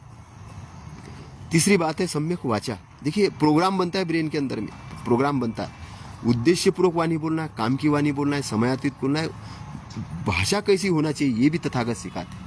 फिर कर्म है ना, कर्म कैसे करना है, शरीर से अच्छे कर्म करने हैं, जानबूझ के निरपराध प्राणी को नहीं मारना है, जीव हत्या नहीं करना है, जो चीज दी जाती है उसी को लेना है, छीनना नहीं है, हड़पना नहीं है, उसी के अंदर में अपने पत्नी के साथ वैवाहिक जीवन अच्छे से करना है, सैराचार नहीं करना है, अर्थात वेश्यागमन नहीं करना है ना, झूठ नहीं बोलना है। अब लोग झूठ बोलने का मतलब समझते हैं हम आपस में झूठ बोल रहे हैं। झूठ बोलने का मतलब है कि ये जो धर्म ग्रंथ है ये भी वाणी के अंदर में आते हैं। लोग झूठी भविष्यवाणी करते हैं, झूठे कथा करते हैं, प्रवचन करते हैं, समाज के अंदर माहौल गंदा करते हैं, कुछ का कुछ बोलते हैं। ये भी एक वाणी, झूठी वाणी, इसको रोकने के लिए तथागत ने बात की। तथागत बहुत बड़े पैमाने पर है ना, मादक द्रव्य नहीं पीना है, कि मादक द्रव्य जो आपके ब्रेन को खराब कर रहे हैं, जो ब्रेन को। लेकिन अब कुछ लोग बोलेंगे कि क्या औषधि के अंदर में भी थोड़ी शराब की मात्रा तो पीना नहीं चाहिए? औषधि बिल्कुल पीना चाहिए, क्योंकि स्वास्थ्य के लिए जरूरी है। जरूरी और गैर जरूरी अत्यधिक सेवन जो आपके ब्रेन को डाउन करे, वहां पर मनाही की है। औषधि के रूप में मनाही नहीं किया, लेकिन इसका मतलब ये नहीं है कि आप जाके घुट लगा के पीने लग जाओ, ऐसा नहीं है। जरूरी क्या जरूरी है, क्या आवश्यकता है, उस चीज़ की बात की है। तो कर्म कैसे कर्म होने चाहिए, सम्यक करें। तो आपका विजडम है, अन्य चीज़ नहीं है, आपके पास प्रज्ञा है, वो प्रज्ञा आप डेवलप कर सकते हो, प्रज्ञा आप डेवलप कर सकते हो। और प्रज्ञा डेवलप करने का काम कौन करके, अवेयरनेस की, इसमें बोध की, इसमें सम्यक क्रमांत, ये तीसरा इसका भाग हो गया। उसके बाद में क्या आता है, सम्यक क्रमांत के बाद आता है सम्यक आजीविका। आजीविका के अंदर व्यापार है कि मेरे आजीविका के कारण कई लोगों के घरों के चूल्हे जले, कई लोग अच्छे हो जाए, ऐसी आजीविका करना। कई बच्चे शिक्षा प्राप्त करें, मतलब मुझे अरबों खरबों डॉलर का व्यापार तैयार करना है, सम्यक आजीविका। दूसरा, उस अरबों खरबों डॉलर के व्यापार के अंदर में मैं कोई अधिकारी हूँ, कोई नौकर हूँ, या कुछ काम दिया गया तो मैं अपना काम ईमानदारी से करूँ उसको बढ़ाने के लिए। आजीविका ऐसी नहीं हो कि जिससे लोगों का गलत हो, है ना। चरस भांग वाली भी आजीविका हो सकती है, उसमें भी पैसा मिलता लोगों को। आतंकवादी गतिविधियां वाली भी लोगों की आजीविका होती है कि पाकिस्तान को भारत की सूचना दे दो या उस देश को दे दो, बम ब्लास्ट कर लो, वहां पे भी उसको पैसे दिए जाते, लेकिन वो सही चीज नहीं। आजीविका, सम्यक आजीविका की बात तथागत ने की है। जैसे किसान की आजीविका, फसल लगाता है तो अपना भी भला करता है, दूसरे का भी भला करता है। व्यापार, अपना भी भला, जैसे दूसरे का भी भला। जैसे इंश्योरेंस है, life insurance corporation of India बढ़िया काम कर रही है। कैसे काम कर रही है, अपना भी भला, दूसरे का भी भला। वहाँ से पैसा आता है, सरकार के अंदर में जाता है, उसका इन्वेस्टमेंट होता है और सबकी सिक्योरिटी होती है ना। कोई व्यापार, कोई वस्तु, कोई मैन्युफैक्चरिंग, कोई भी चीज़ जो आप बड़े पैमाने पर संगठन बना के काम करने वाली, संगठन संगठन संगठन संगठन, है ना। शिक्षा, संगठन और संघर्ष, तीनों कॉन्सेप्ट के अंदर में काम करने वाली चीज आजीविका, अच्छी आजीविका होनी चाहिए। तो आजीविका भी है। अब जो लोग ऐसा कहते हैं कि तथागत का धम्म तो घर छोड़ने का धम्म है, चिवर लेना पड़ता है, चिवर लेंगे तो ही फिर ज्ञान प्राप्त होगा, नहीं। आजीविका भिक्षुकों को भी करना है, भिक्षाटन के लिए जाना है उसको, क्योंकि उसको भी तो पेट है, उसका भी तो जीवन है। लेकिन उसको मठाधीश बनने के लिए मनाही की है, संघ को दान देने के लिए कहा है। तो ट्रस्ट की जो बात है, ट्रस्ट की बात है, संगठन की बात है, संघ की बात है, ये तथागत का दिया हुआ रूल्स है। आप व्यक्तिगत हो नहीं, आपका वारिस कौन होगा, संघ ही होगा। इसलिए संगठन बना के वो संपत्ति का अर्जन किया जाए। स्कूल, कॉलेज, यूनिवर्सिटीज, ये निर्माण करने का काम भिक्षुओं का है, लेकिन हमारे भिक्षु वो काम नहीं कर रहे। स्कूल, कॉलेज, प्रशिक्षण स्थल, ये करने के बजाय छोटी छोटी मूर्तियां बना के वो विहारों के अंदर में मूर्ति की पूजा में लगे हुए हैं, मूर्ति की पूजा में लगे हुए हैं। और अपने लाइन को, अब उस समय तथागत का समय जो था, उस समय अलग सिचुएशन थी, उनको संघ का डेवलपमेंट करना था। लेकिन आज संघ का डेवलपमेंट कहाँ से होगा, कहाँ से प्रशिक्षण होगा, उसके प्रशिक्षण स्थल बनने की जरूरत है। प्रशिक्षण कहाँ से होंगे, कॉलेजेस से होंगे, यूनिवर्सिटीज से होंगे, ये जो सभागार बनेंगे उससे होंगे। लेकिन वहाँ पर हम लोग केवल बिजनेस का एजुकेशन कर रहे हैं, धम्म का एजुकेशन नहीं है, धम्म का एजुकेशन कम है। इसलिए बचपन से ही धम्म का एजुकेशन होना चाहिए। धम्म एक बहुत बेसिक चीज़ है। और कुछ लोगों ने मोनोपोली बना के रखी, अभी उधर नहीं जाएंगे हम। तो मैं ये कह रहा हूँ कि आजीविका अर्जन करना है तो भिक्षु भी पैसा कमाएंगे, अगर कमाते हैं तो उसको संघ के अंदर में रखना है और सोसाइटी के लिए काम करना है। थाईलैंड के भिक्षु है, इनके 100 एकड़ के अंदर में अपने विहार है, थाईलैंड है या कुछ अन्य बुद्धिस्ट कंट्रियां हैं, और वो पूरा इकोसिस्टम है। मतलब उन भिक्षुओं के पास में अपनी व्यान भी है, उनके अपने ड्राइवर भी है, लगा के रखे उन्होंने कि आसपास अगर किसी को कोई चिकित्सा की जरूरत पड़ी तो उनका कॉल आता है तो वहाँ पे वो गाड़ी लेके भी पहुँचते हैं। वो किसी आपदा के अंदर में लोगों की सेवा भी करते हैं, उनका अपना संगठन है, उनका अपना चैनल है, वहाँ पर वो थॉट प्रोसेस भी देते हैं, प्रवचन भी देते हैं, जिसका प्रचार प्रसारण होता है, उसको दान भी जाता है। वहाँ पे यूनिवर्सिटीज़ भी है, वहाँ पे कॉलेज भी है, वहाँ पे स्कूल भी है, बच्चों को पढ़ाया भी जाता है। तो वो एक्टिवली इन्वॉल्व है धम्म के अंदर में, एक्टिवली इन्वॉल्व। तो शादीशुदा न रह के वो क्या करते हैं भिक्षु, भिक्षु समाज को समर्पित हो जाते हैं। भिक्षु जंगल में जाके नहीं रहता है, भिक्षु समाज के अंदर में रहता है। समाज को डेवलपमेंट करने के लिए काम करता है वो, सोसाइटी को डेवलपमेंट करने। और सोसाइटी को डेवलपमेंट करने के लिए क्या करना पड़ेगा, पहले उसको खुद का डेवलपमेंट होना पड़ेगा। और खुद का डेवलपमेंट के लिए क्या प्रशिक्षण लेना होगा। प्रशिक्षण के लिए उनके लिए प्रशिक्षण स्थल खड़े करने का काम कौन करेगा, ये उपासक करेंगे, ये संघ करेगा। तो हमें इधर रिसर्च और डेवलपमेंट का काम करने की जरूरत है। जब मैंने अपनी बुक निब्बान लिखी और मुझे रिसर्च और डेवलपमेंट के लिए काम करना पड़ा, तो आप यकीन मानिए कि एक दिन तो मेरा बैग एक बिहार वालों ने रख लिया। बोले आपका ये बैग नहीं देंगे जब तक आप बुक नहीं लाओगे, क्योंकि अंगुत्तर निकाय की बुक थी और मैं रिसर्च में था। तो मैं 2 दिन में देने का बोला तो 8 दिन लग गए। उन्होंने बोला कि आपने बुक नहीं लाया, आप झूठ बोल रहे हो। फिर मैंने कहा भाई मेरे को टाइम दो 2 घंटे का। फिर मैं प्रिंटिंग प्रेस वाले का फोटोकॉपी वाले के पास में गया और वो अंगुत्तर निकाय की फोटोकॉपी की और मैंने बुक को लिखा। तो मेरी पहली बुक 2010 में आई और 2010 में आने के बाद वो काफ़ी दबी रह गई। दबी क्यों रह गई, क्योंकि समाज ने उसको उतना सपोर्ट नहीं किया, लेके लोगों ने रख दिया। और हमारे समाज के अंदर में अभी आजकल विपश्यना सेंटर्स बहुत चल रहे हो। तो विपश्यना सेंटर तो वो जो हमारे शिक्षक है गोयनका गुरुजी, उनके तरफ लोगों ने जिम्मेदारी लगा दी कि ये शिक्षक है, ये हमको पूरा बुद्धिज्म सिखा देंगे। तो उसके अनुसार वो विपश्यना करते हैं। तो उनकी तृष्णा की परिभाषा ऐसी है कि बहुत ज़्यादा हासिल करना मतलब तृष्णा है, ऐसी उनकी परिभाषा है। मन और चित्त वो एक ही मानते हैं। अगर उनकी इंग्लिश की बुक देखा जाए तो मन को भी माइंड ट्रांसलेशन करते और चित्त को भी माइंड ट्रांसलेशन करते हैं। तो मैं उधर नहीं जाऊंगा, लेकिन मैं आपको ये बोलूँगा कि ये रिसर्च और डेवलपमेंट के विषय है। वो एक ही प्रकार का ध्यान सिखाते हैं कि भाई आती जाती श्वास को देखो और फिर उसी ध्यान करते करते तुम निर्वाण को प्राप्त हो जाओगे। तो अष्टांग मार्ग पर बात कम होती है और ध्यान पर ही बात होती है। ध्यान करना अच्छी बात है, लेकिन उधर हम जाएंगे तथागत ने कौन सा ध्यान बताया, पहली चीज समझना जरूरी है। तथागत ने कौन सा ध्यान बताया, वेदों ने कौन सा ध्यान बताया, पतंजलि ने कौन सा ध्यान बताया, और लोगों ने उसका इंटरप्रिटेशन कैसे किया। अगर जीविका की बात है तो डॉक्टर के अलग अलग ब्रांचेस है, अलग अलग ब्रांचेस है डॉक्टर की। अगर किसी को गले का प्रॉब्लम हुआ तो गले वाले डॉक्टर के पास जाएंगे, गले का प्रॉब्लम हुआ तो गले वाले डॉक्टर के पास जाएंगे। किसी को अगर कोई घुटने का प्रॉब्लम हुआ तो घुटने वाले डॉक्टर के पास जाएंगे। अलग अलग बॉडी का स्पेशलिस्ट होता है, उसकी भी अलग अलग ब्रांचेस होती है। तो ध्यान की भी अलग अलग चीजें हैं। ध्यान बहुत वास्ट चीज है, ऐसी छोटी चीज नहीं है। मैं अभी करीबन वोशो के ध्यान में गया हूँ, योग वालों का ध्यान देखा, उधर गोयनका जी का सीखा, फिर ब्रह्म कुमारी के अंदर में गया, फिर ये अपने अल्लाहू अकबर वालों का ध्यान किया, सिखों का ध्यान किया, मैं गुरुओं का ध्यान किया। सारी चीज़ों के ध्यान की पद्धतियाँ, कबीर साहब के ध्यान की पद्धतियाँ देखी। तो कुछ चीज़ों में ध्यान की पद्धतियाँ है, कुछ में नहीं है। लेकिन हमारे करिकुलम के अंदर में ध्यान शब्द हटा दिया गया। हमारी यूनिवर्सिटी के अंदर में ध्यान नहीं पढ़ाया जाता। जापान के अंदर में जाते बराबर बच्चों को ध्यान सिखाया जाता है कि बेटा ध्यान करो। और हमने ध्यान को एक सब्जेक्ट बना दिया डिबेट डिस्कशन का। डिबेट डिस्कशन का सब्जेक्ट कम है, इसको प्रैक्टिकली भी सब्जेक्ट है। वो प्रैक्टिकली सब्जेक्ट है, लेकिन आपका वो सब्जेक्ट वो आपके थॉट प्रोसेस से शुरू होता है, आपके सोच से शुरू होता है। अगर आपको उसकी विधियाँ पता है तो आप फटाफट काम करोगे।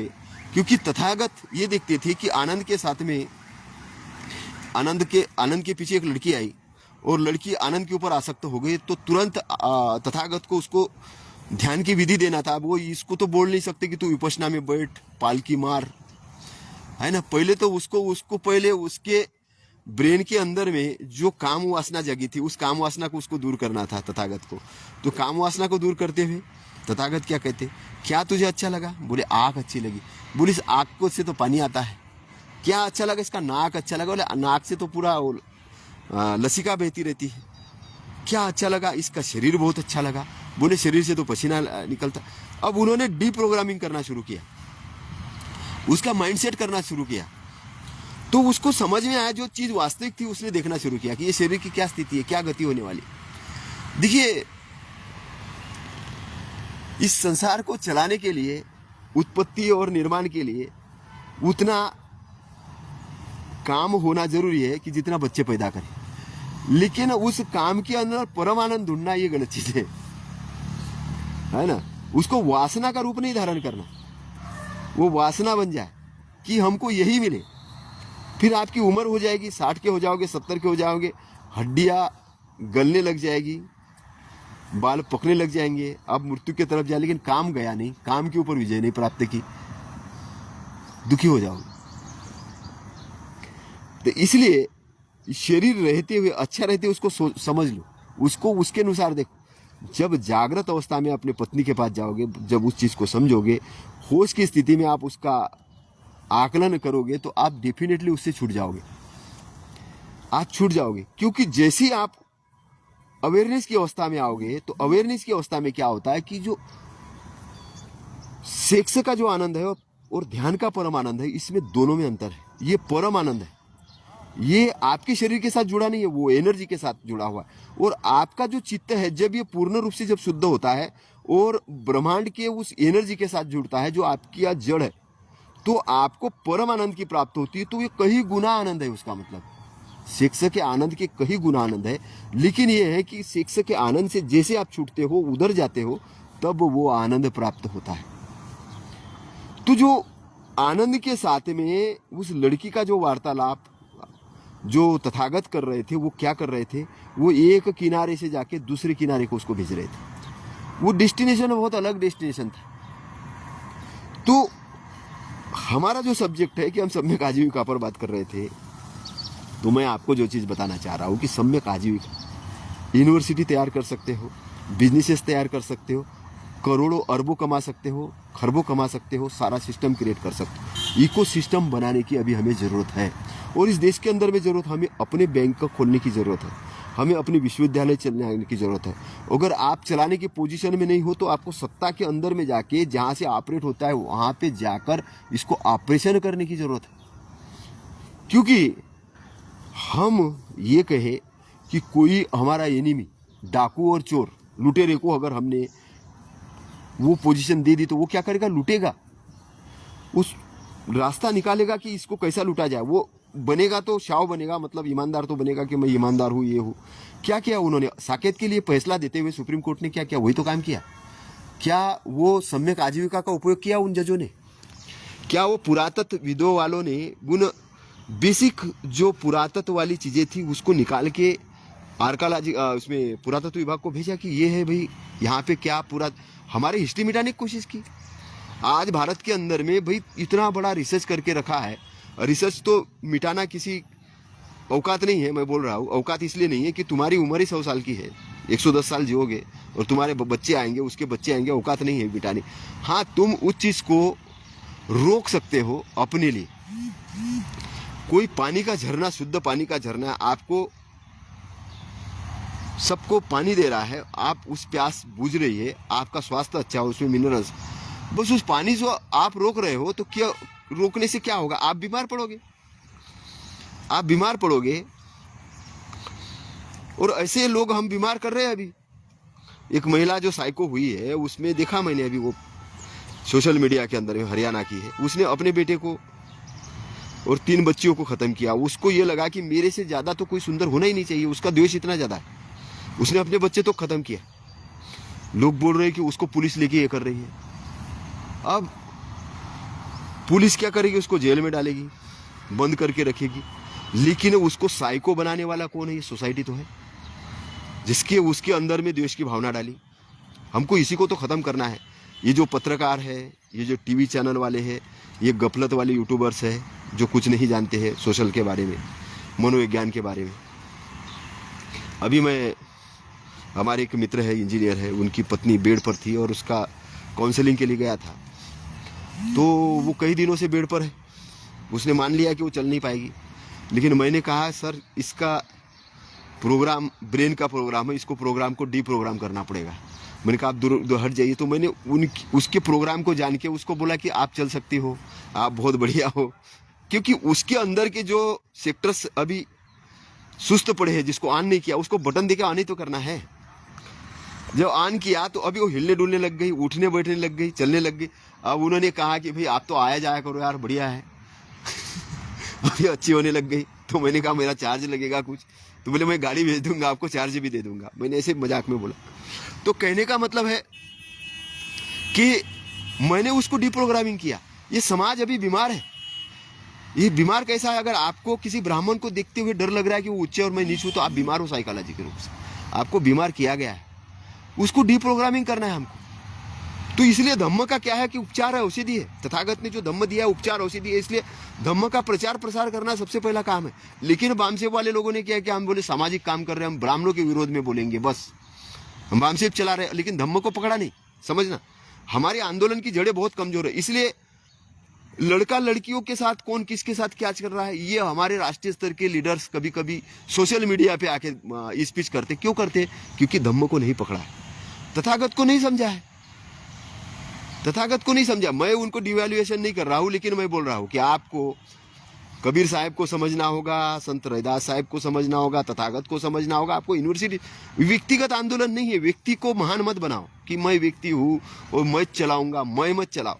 मुझे संगठन बनाना है, क्योंकि संघ, तथागत ने जो धम्म दिया है वो धम्म का उत्तराधिकारी किसी व्यक्ति को नहीं बनाया है। तथागत ने उस धम्म का उत्तराधिकारी किसी व्यक्ति को नहीं बनाया, उन्होंने संघ को बनाया। क्योंकि संघ के अंदर में एक ताकत होती है और हम संघ का ही विरोध करने लग गए। बस संघ गलत हो सकता है अगर गलत दृष्टिकोण वाला संघ है। जैसे ब्राह्मणों का संघ है, वर्ण व्यवस्था स्थापित करने के लिए लगा है, अमार्ग के बजाय सन्मार्ग के बजाय अमार्ग पे जाने में लग गया है। तो वो क्या है, राग द्वेष से चलने वाला संघ है। चोरों का भी संघ होता है, संगठन होता है, संघ है वो भी एक। उसका काम होता है कि बैंक में डकैती कैसे करे, साइबर फ्रॉड कैसे करे, उसके लिए कॉल कौन करेगा कौन। वो भी अभी खबर आई कि वो एक लालची, अब भारत के अंदर लालची लोग तो बहुत बड़े हैं, उसने 10 करोड़ रुपया उसको दे दिया। उसने पहले बोले कि भाई हम लोग तो बढ़िया पैसा देते हैं। उसने बोला कैसे देते हैं, तो बोले 50,000 लगा के देखो। पहले तो उसको व्हाट्सएप ग्रुप में जोड़ा, व्हाट्सएप ग्रुप में जोड़ने के बाद में उसको दिखाया कि लोगों को पैसे मिलते हैं और एक ही दिन में आप अमीर बन जाओगे। तो हमारे यहाँ तो भीड़ लगी हुई है कि अभी करोड़पति अरबपति बनने की, क्योंकि भौतिकवाद की बहुत सनक चढ़ी है लोगों के ऊपर। भौतिकवाद की सनक चढ़ी है, तो वो सामने वाले ने 50,000 डाल दिए। सब लोगों का उसका एक इन्वायरमेंट तैयार किया गया कि देखो तुम्हें तो ऐसा मिलेगा।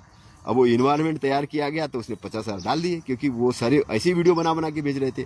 इसने 50,000 डाले तो इसको 2 लाख मिले, इसको 5 लाख मिले, इसको 10 लाख मिले। तो इसको लगा मैं भी डाल के देखता हूँ मुझे मिलता है कि नहीं मिलता है। तो उसने 50,000 डाले, 50,000 डाले तो उधर से 9 लाख रुपए उसके अकाउंट में आ गए। और 9 लाख रुपए अकाउंट, तो फोन करके पूछता है कि क्या मैं वो पैसा निकाल सकता हूँ? हाँ बिल्कुल निकाल सकते हो। उसने निकाला, खर्च किया, अरे ये तो पैसा आ रहा है। फिर उन्होंने कहा, उसको विश्वास हो गया कि अरे यहाँ तो पैसा मिलता है, बहुत पैसा मिलता है। फिर बोले इतना लगाओ तो इतना मिलेगा, इतना लगाओ तो इतना मिलेगा। 20-25 दिनों के अंदर में 12 करोड़ का ट्रांजेक्शन कर दिया। अब 12 करोड़ का ट्रांजेक्शन, हो सकता है वो कोई ब्रोकर रहा हो, लोगों का पैसा ले लेके वो लगाता होगा। तो 12 करोड़ उसने लगा दिए। बाद में उनका एक मैसेज आता है कि आप 17 करोड़ लगाओ तो आपके जीवन भर पैसा आ जाएगा। उसने कहा 17 करोड़? तो बोले पहला जो पैसा लगा है उसको तो निकालने दो। जब वो निकालने लग गया तो वो निकला नहीं, क्योंकि वो फ्रॉड स्कैम था, तो निकला नहीं। फिर हरियाणा पुलिस के पास में पहुंचा हो कि भाई मेरे साथ में गड़बड़ हो गया, 12 करोड़ रुपए मेरे लूट लिए गए। तो लोग लालच में आके ही ऐसा कर रहे हैं। तो ये तो पैसे वाली बात हुई। लोग मोक्ष के साथ भी तो ऐसे ही कर रहे हैं कि लालच दे रहे, कौवे को खाना खिलाओ, तुमको मोक्ष मिलेगा, तुम्हारे बाप को मोक्ष मिलेगा, ये जमीन दान दे दो, वो ये भी तो लूट लो। ये तो साइबर फ्रॉड जैसे ही फ्रॉड है ना। ये धर्म के नाम से चलाया जा रहा है। उसके लिए ग्रंथ लिखे गए, ग्रंथ मतलब लिखे गए, और ग्रंथ पर कोई ऑब्जेक्शन नहीं लिखा चाहिए, उसको बोल दिया ईश्वर का है, ईश्वर द्वारा लिखित है, इस पर क्वेश्चन मार्क नहीं कर सकते। इस प्रकार जो अष्टांगिक मार्ग है उसको रोक दिया गया है। तो ये भी तो एक साइबर फ्रॉड जैसी फ्रॉड है जो धर्म के नाम से करे। वर्ण व्यवस्था भी तो एक फ्रॉड है, साइबर फ्रॉड से भी बड़ा फ्रॉड है।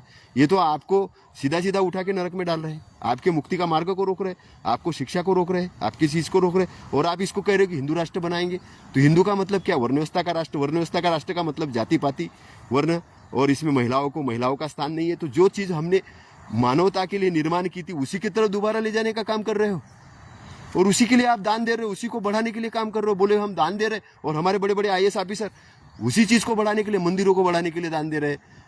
रामायण का पाठ कर रहे जिसमें लिखा ढोल गवार शूद्र पशु नारी ये सब ताड़न के अधिकारी। शंभुक का वध किया, बोले ध्यान कर रहा था। ये शूद्र को ध्यान करने का अधिकार नहीं है, मुक्ति का। तो जो धर्म तुमको वर्ण व्यवस्था सिखाता है, जो शूद्र अछूत बनाता है, उसको तुम पालने के लिए पैसा दे रहे हो। अभी हमारे प्रधानमंत्री है, अगर ये बोलते कि मैं तेली हूँ, ओबीसी में हूँ, अगर ये बोल रहे कि मैं ओबीसी में हूँ, मैं तेली हूँ, तो इसका मतलब रामायण के माध्यम से तो प्रधानमंत्री नहीं बने, इतना तो गारंटेड है। मैं रिकॉर्डेड सेशन कर रहा हूँ और एक अपने इससे कर रहा हूँ। अगर वो बोलते कि मैं ओबीसी में हूँ, तो रामायण के माध्यम से तो वो प्रधानमंत्री नहीं, वो संविधान के माध्यम से बने। और संविधान क्यों बना? क्योंकि संविधान इक्वलिटी को मानता है, इंसान इंसान को मानता है, इसलिए उनको प्रधानमंत्री पद में। तो प्रधानमंत्री का काम क्या होना चाहिए? मुझे संविधान की सुरक्षा करना है। अगर राम राज्य अगर आ गया, वर्ण व्यवस्था का अगर राज्य आ गया, तो ये प्रधानमंत्री रहने वाले हैं क्या? इनके पीढ़ी के पास में जो संपत्ति इकट्ठा हुई लेने वाले सारी छीन ली जाएगी।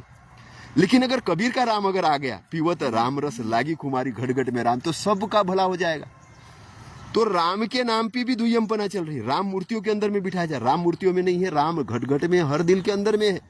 पीवत राम रस लागी कुमारी, तो जो राम रस की बात कबीर कर रहे हैं, वही तथागत धम्म रस की बात कर रहे हैं। कबीर का राम और तथागत का धम्म एक ही चीज है।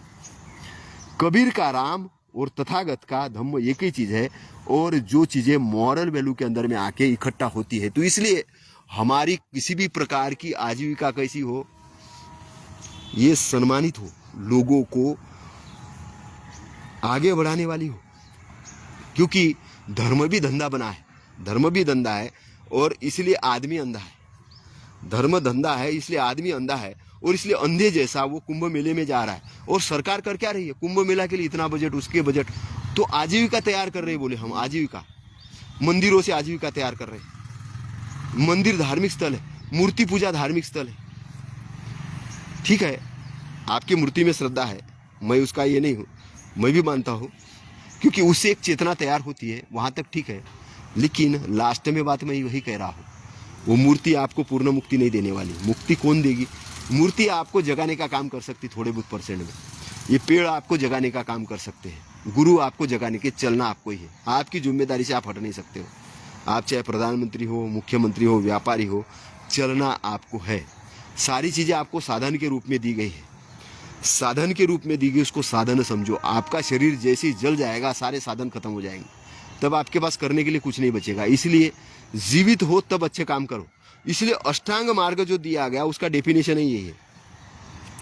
तो बाद वाली जो चीज़ें आती है, सम्यक व्यायाम वगैरह, ध्यान की स्टेज है। उसमें ध्यान की स्टेज इसलिए कहूँगा कि उसमें इंद्रियों पर, क्यों अब इंद्रियों पर सजगता डालना है ना, कि आने नहीं देना है गलत चीज़ अंदर, है ना। वो प्रैक्टिस वाली चीज़ें हमके स्कूलों में सिखाना चाहिए, कॉलेजों में ये चीज़ सिखाना चाहिए कि अंदर एंट्री नहीं ये करना, हमको अपना बोध रखना है, गलत चीज़ें अंदर नहीं आने देना। गलत चीज़ें अंदर आएंगी तो क्या होगा? उसका प्रोडक्शन गलत होगा, इसलिए रोकना है।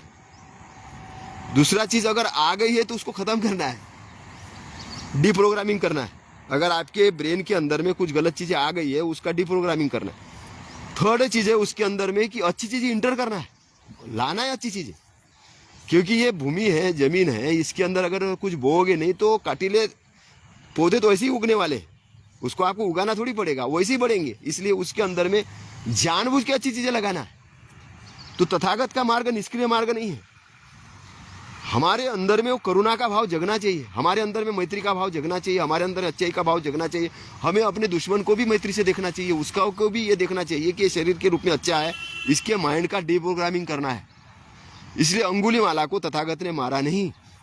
प्रसन्नजीत तो चाह रहा था कि सैनिक भेज दो और इसको खत्म कर दो, लेकिन तथागत ने कहा नहीं, इसको किसी ने प्रोग्रामिंग गलत दी है। उसको बोला है कि दान के रूप में क्या दो तुम, उसको बोला कि दान के रूप में तुम उंगलियां लाओ, तो उंगलियां लाने का किसी ने प्रोग्राम दिया, इसलिए वो मारकाट कर रहा है।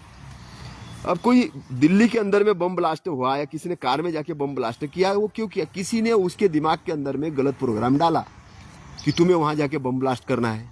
किसी ने बोला होगा कि धर्म, ये धर्म वाले लोग हैं, इस धर्म वाले लोगों को मारना है। उसको इंसान नहीं बताया होगा, धर्म वाले लोग बताया होगा।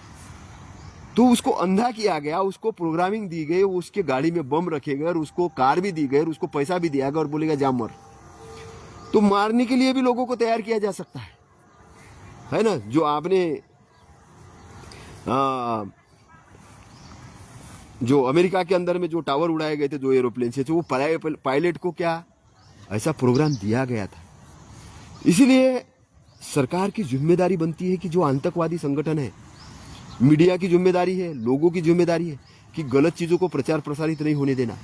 उस ब्रेन के ऊपर में ध्यान रखना कि जो लोगों को ब्रेन के रूप में तैयार कर रहे हैं आतंकवादी के रूप में, इंसानों को नाश करने के लिए, बम ब्लास्ट करने के लिए, हिंसा करने के लिए, निरपराध लोगों को मारने के लिए, या कि अव्यवस्था करने के लिए। क्योंकि आप अपने परिवार को कैसे सुरक्षित रखोगे? जब आपका पड़ोसी अच्छा होगा। आपका पड़ोसी जब अच्छा कब होगा? जब उसके अंदर में अच्छे विचार होंगे। आपकी सोसाइटी अच्छी कैसी होगी जब उसके अंदर में अच्छे विचार जाएंगे। इसलिए तो हम कानून व्यवस्था बनाने के लिए पुलिस फोर्स, मिलिट्री और ये सारी चीज़ें क्यों लगा के रखी, इसलिए। लेकिन अगर उसका ही दुरुपयोग होने लग जाए, जिसको रक्षक है वही दारू पी के खड़ा हो जाए, वही अगर अंधा हो जाए, जो न्याय देने वाला न्यायाधीश है वही भ्रष्ट हो जाए, जिसके हाथ में पावर दिया जाए वही अगर गलत कर्म करे, तो सत्ता कहाँ चलेगी, व्यवस्था कहाँ चलेगी। व्यवस्था, इसलिए बाबा साहब ने कहा था कि संविधान बहुत अच्छा है जो व्यवस्था को बनाने के लिए है, मॉरल व्यवस्था को बनाने के लिए। अगर इसके चलाने वाले लोग अगर सही नहीं होंगे तो संविधान का क्या काम, इसको मैं जला दूंगा, मैं खुद ही पहला व्यक्ति हो जाऊंगा। बोले जलो से, मतलब जलाने का मतलब जब लागू ही नहीं हो रहा तो उसका उपयोग क्या है, ये है उनका कहना। लेकिन लोगों ने बोला कि संविधान अच्छा नहीं है। ये लोग, मतलब चोरी करने वाला आदमी बहुत शातिर होता है, वो बहुत शातिर होता है। वो जो मैंने बताया ना 12 करोड़ कैसे लूटा, ऐसे लोगों के धन दौलत संपत्ति सम्मान लूटने का भी कुछ लोग काम कर रहे हैं धर्म के नाम से। और किसके लालच में, तुम्हें मोक्ष देंगे, मोक्ष सबसे बड़ी चीज़ है ना। लेकिन मोक्ष ऐसा चीज़ नहीं है, वो घट घट में राम है ना, घट घट में राम। कौन पाएगा, कौन जानेगा राम को, जो बोध के रूप में आएगा अपने अंदर में, जो बोधवान होगा, जो अवेयरनेस होगा। इसलिए सम्यक व्यायाम के अंदर में जो चीज़ है कि जानबूझ के अच्छी चीज़ें अपने अंदर में डालो, जानबूझ के अच्छे काम करो, जानबूझ के अच्छा डेस्टिनेशन लिखो, चित्र लिखो, अच्छी चीज़ें लिखो, अच्छी परिकल्पना करो और एक्टिव करो अपने आप को। क्योंकि अगर आपने एक्टिव किया, आपने उस ब्रेन के अंदर में, उस चित्त के अंदर में अच्छी चीज़ डाली तो आपका बहुत अच्छा होने वाला है। इसलिए सम्यक व्यायाम है। अभी गहराई तक जा रहे हैं हम लोग, ध्यान के गहराई तक जा रहे हैं। इसलिए अपने जो बेसिक विजन है उसके चित्र लगाओ, उसको देखो और उसको करने के लिए प्लानिंग करो। ये अष्टांग मार्ग प्लानिंग करने का मार्ग है, मिशन है। विजन भी है इसके अंदर, मिशन भी है। विजन भी है, मिशन का मतलब है उसको कार्यान्वित करना, कैसे कार्यान्वित करना, उसके अंदर बहुत गहरतम है। और जब तक आप इसको कर्म के अंदर में नहीं उतारोगे तो ये चीज़ आपको शब्दों में समझने आने वाली नहीं है। पानी को अगर जब आप पियोगे नहीं तो पानी का स्वाद आपको कैसे पता चलेगा। पानी को अगर आप पियोगे नहीं तो पानी का स्वाद आपको कैसे पता चला, बिल्कुल पता नहीं चल सकता है ना। अमृत को पियोगे नहीं तो अमृत का स्वाद कैसे पता चलेगा। तथागत कह रहे कि परम आनंद की अवस्था में, ध्यान के परम आनंद की अवस्था में, जहाँ सूरज नहीं है, चांद नहीं है, सितारे नहीं, लेकिन फिर भी प्रकाश है, वो उनको दिख रहा है, उनको समझ रहा है, वो उनका परम आनंद है, आपका थोड़ी है। आप परम आनंद में जाओगे तब आपको, है ना, वो उनकी संपदा है, उन्होंने प्राप्त की है। तुमको एक रास्ता दिया कि तुम भी वो प्राप्त कर सकते हो, तुम भी अपने मालिक आप बन सकते हो। इसलिए अपने मालिकत्व को प्राप्त करने के लिए, अपना मोक्ष प्राप्त करने के, अपनी मुक्ति प्राप्त करने के लिए, अपना निब्बान का एरिया प्राप्त करने के लिए अपने लिए करना है ना। निब्बान का एरिया आपके पास में नहीं आएगा, हिमालय आपके पास दौड़ के नहीं आएगा कि मैं हिमालय के पास जाना पड़ेगा। जाने का उसका मार्ग है, उसका रास्ता है, निब्बान को पाने का रास्ता है, निब्बान हासिल करने का एक मार्ग है। निब्बान को बुलाया नहीं जा सकता कि मेरे पास में आ जाओ, मेरा नौकर नहीं निब्बान। निब्बान ब्रह्मांड के अंदर में जैसे आकाश है जो किसी पर निर्भर नहीं, ऐसा निब्बान भी एरिया है जहाँ पे अरहत व्यक्ति रहते हैं। बहुत ऊंचे लेवल का, ऊंचे दर्जे का ज्ञान है। अगर आप समझोगे तो आपको फिर समझ में आना चालू हो जाएगा। उसके बाद में क्या आता है, उसके बाद में आता है स्मृति। उस चारों चीज़ों पे स्मृति है। धम्म पर स्मृति है, वेदना पर स्मृति है, चित्त पर स्मृति है और काय पर स्मृति है। सबसे पहले स्मृति काय पे करना है, काय पे, शरीर पे। चलते समय, उठते समय, बैठते समय, खाना खाते समय तथागत अपने भिक्षुओं को नॉलेज देते थे। वो सिखाते थे कि तुम्हें हर बार जागृत रहना, होश में रहना। एक कदम भी डाल रहे तो होश के साथ, खाना खा रहे होश के साथ, बैठ रहे होश के साथ, बोल रहे होश के साथ, अवेयरनेस।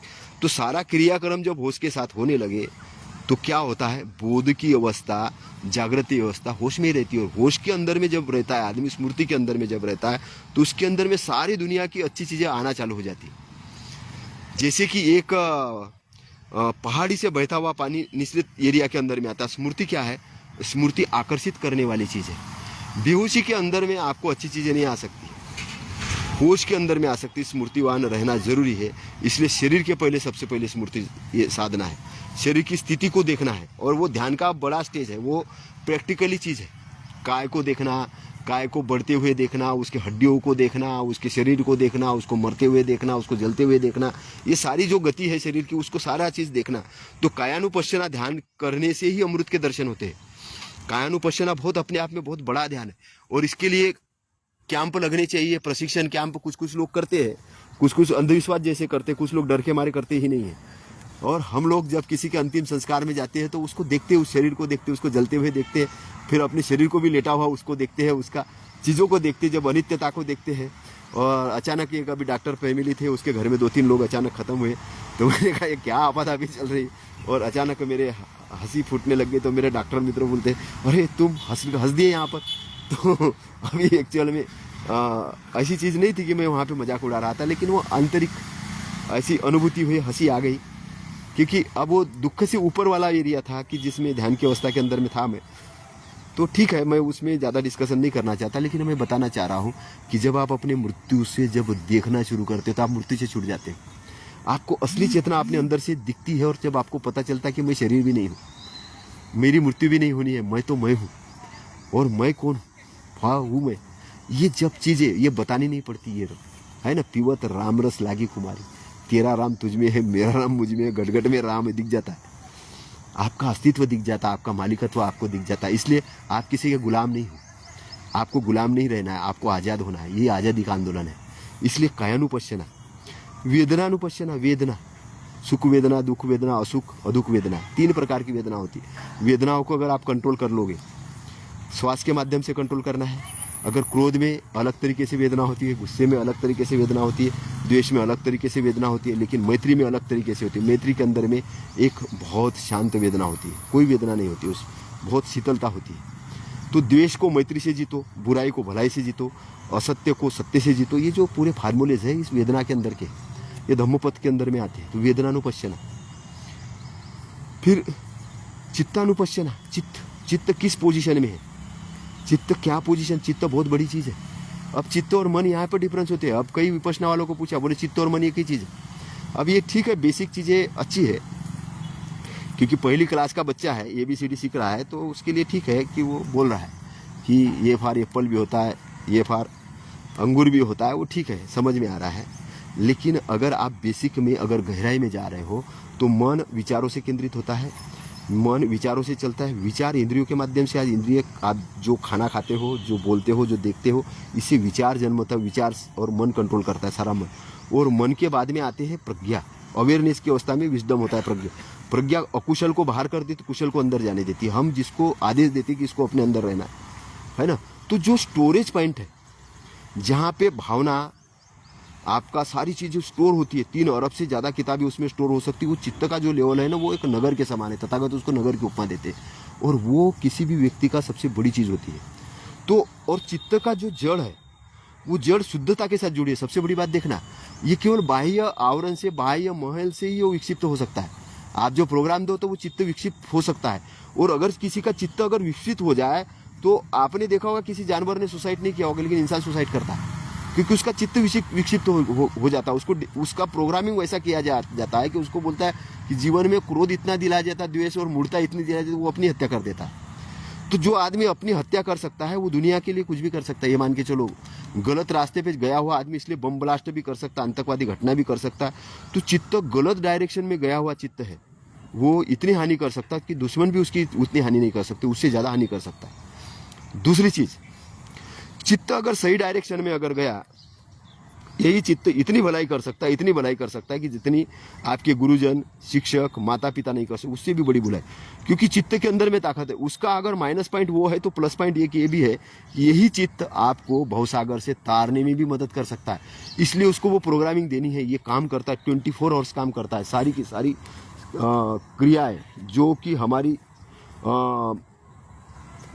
सोते वक्त, बैठते वक्त, श्वास लेने की, ये सारी ऑटोमेटिक जो चलती है, चित्त के कारण चलती है। और चित्त अपने आप में एक बहुत बड़ा ये है, वो हमारा मेन पॉइंट है, मेन फोकस पॉइंट है। इसलिए चित्त शुद्ध करना, चित्त शुद्ध करना, तथागत कहते हैं कि चित्त शुद्ध करना ये मेरे धम्म का मूल ऑब्जेक्ट है।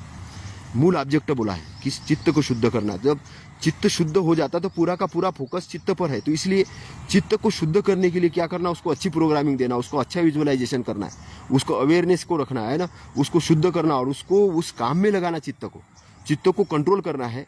जैसे कि पहले अगर घोड़ों का उदाहरण दिया जाता था, हाथी का उदाहरण के महावत हाथी को कंट्रोल करता है, वैसे चित्त को कंट्रोल करना, चित्त को डायरेक्शन देना। जैसे बाण बनाने वाला बाण को कंट्रोल करता है, नहर बनाने वाला नहर को कंट्रोल, ऐसे चित्त को कंट्रोल। फिर धम्मानुपश्यना आता है ना। धम्मानुपश्यना क्या है कि जागृत अवस्था में धम्म को लेना है, समझना है, 7 बोधि अंग को समझना है, अष्टांग मार्ग को समझना है, कौन सी चीज़ को कहाँ पर उपयोग करना है धम्म की, ये समझना है। तो धम्मानुपश्यना। और उस सारा अगर संशय है उसको दूर करने के लिए 4 समाधि है। इसको समाधि, सम्यक समाधि कहते हैं ना। 4 प्रकार की समाधि है, एक चिंतन मनन के माध्यम से। तो ये लाइब्रेरी के अंदर बैठ के अच्छी चीज़ें ग्रहण करके चीज़ों को पॉजिटिव किया जाता है, सकारात्मक विचार, सकारात्मक वितर्क देकर पहली स्टेज है। फिर अवितर्क और विचार मात्र, सविचार मात्र समाधि दूसरे स्टेज पे। तीसरी स्टेज पे अविचार और अवितर्क, अब ये शांत अवस्था में। और चौथी स्टेज आती है जिसमें बिल्कुल बैलेंस, कि पूरे ब्रह्मांड के साथ एक हो जाते हैं। और जब आप ब्रह्मांड के साथ एक हो जाते हैं तो वहाँ पर शीतलता का आपका एहसास होता है। और वही लेवल होता है कि जहाँ को आपको निब्बान का साक्षात्कार होता है। क्योंकि नाम और रूप से परे वाली चीज़ है निब्बान। उसका जब आप साक्षात्कार होता है तब आप जान लेते हैं कि मैं नाम भी नहीं हूँ, मैं रूप भी नहीं हूँ, मैं हूँ। और जब आपको अपने दर्शन होते हैं, जब आप उस लाइन पे चले जाते हैं, जब बोधि ज्ञान प्राप्त होता है, वही तथागत को प्राप्त हुआ है। बोधि ज्ञान, इनलाइटमेंट, जो दुनिया का वास्तविक ज्ञान है, जो जन्म मृत्यु के बंधन से परे है, जिसके अंदर ना सुख है ना दुख है, उसमें अंदर परम आनंद है। वो शक्तिशाली एरिया है, वहाँ पर अरहंत लोग रहते हैं। वो शीतल वाला एरिया है, वो एरिया है जिस एरिया के अंदर में सुगंध चंदन से भी बड़ी सुगंध है।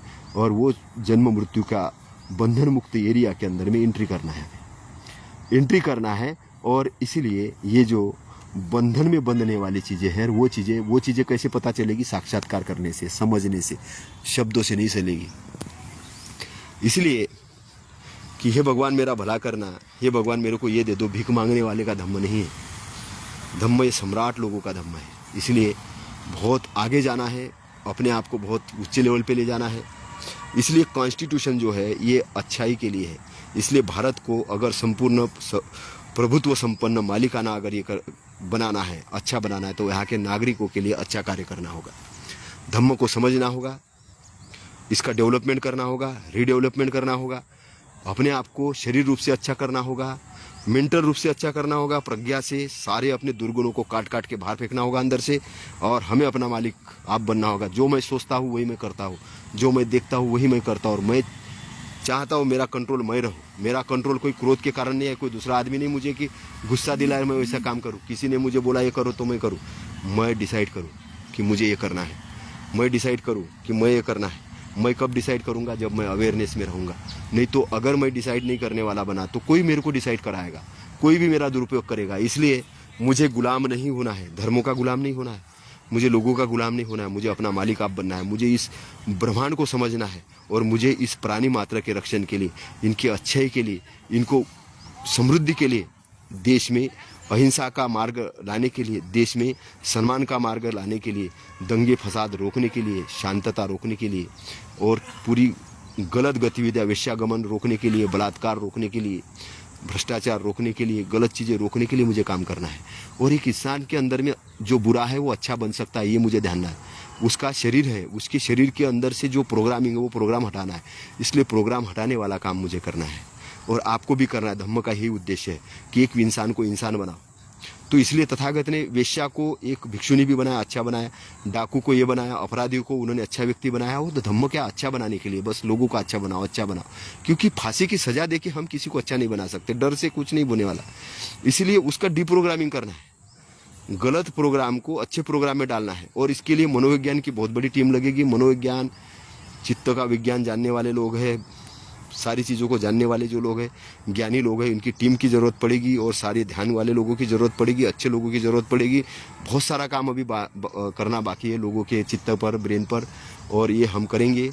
आने वाले दिनों में धम्म का कार्य बहुत आगे बढ़े, इस देश से वर्ण व्यवस्था गायब हो जाए, संविधान पूरी तरीके से लागू हो जाए, इंसान इंसान की इज्जत करे, आपका मंगल हो, सबका मंगल हो, सब लोग सुखी हो, सब निरोगी हो, सब खुश रहे, आशान्वित रहे, अपने परिवार के साथ अच्छे रहे, खूब बढ़िया रहे, खूब पैसा कमाए, अरबों खरबों कमाए, दान दे, अच्छी यूनिवर्सिटी बनाए, कॉलेज बनाए, अच्छे संस्थान बनाए, अपने जीवन में आगे बढ़े, खूब प्रोग्रेस करे, खूब अच्छाई करे, खूब अच्छाई करे।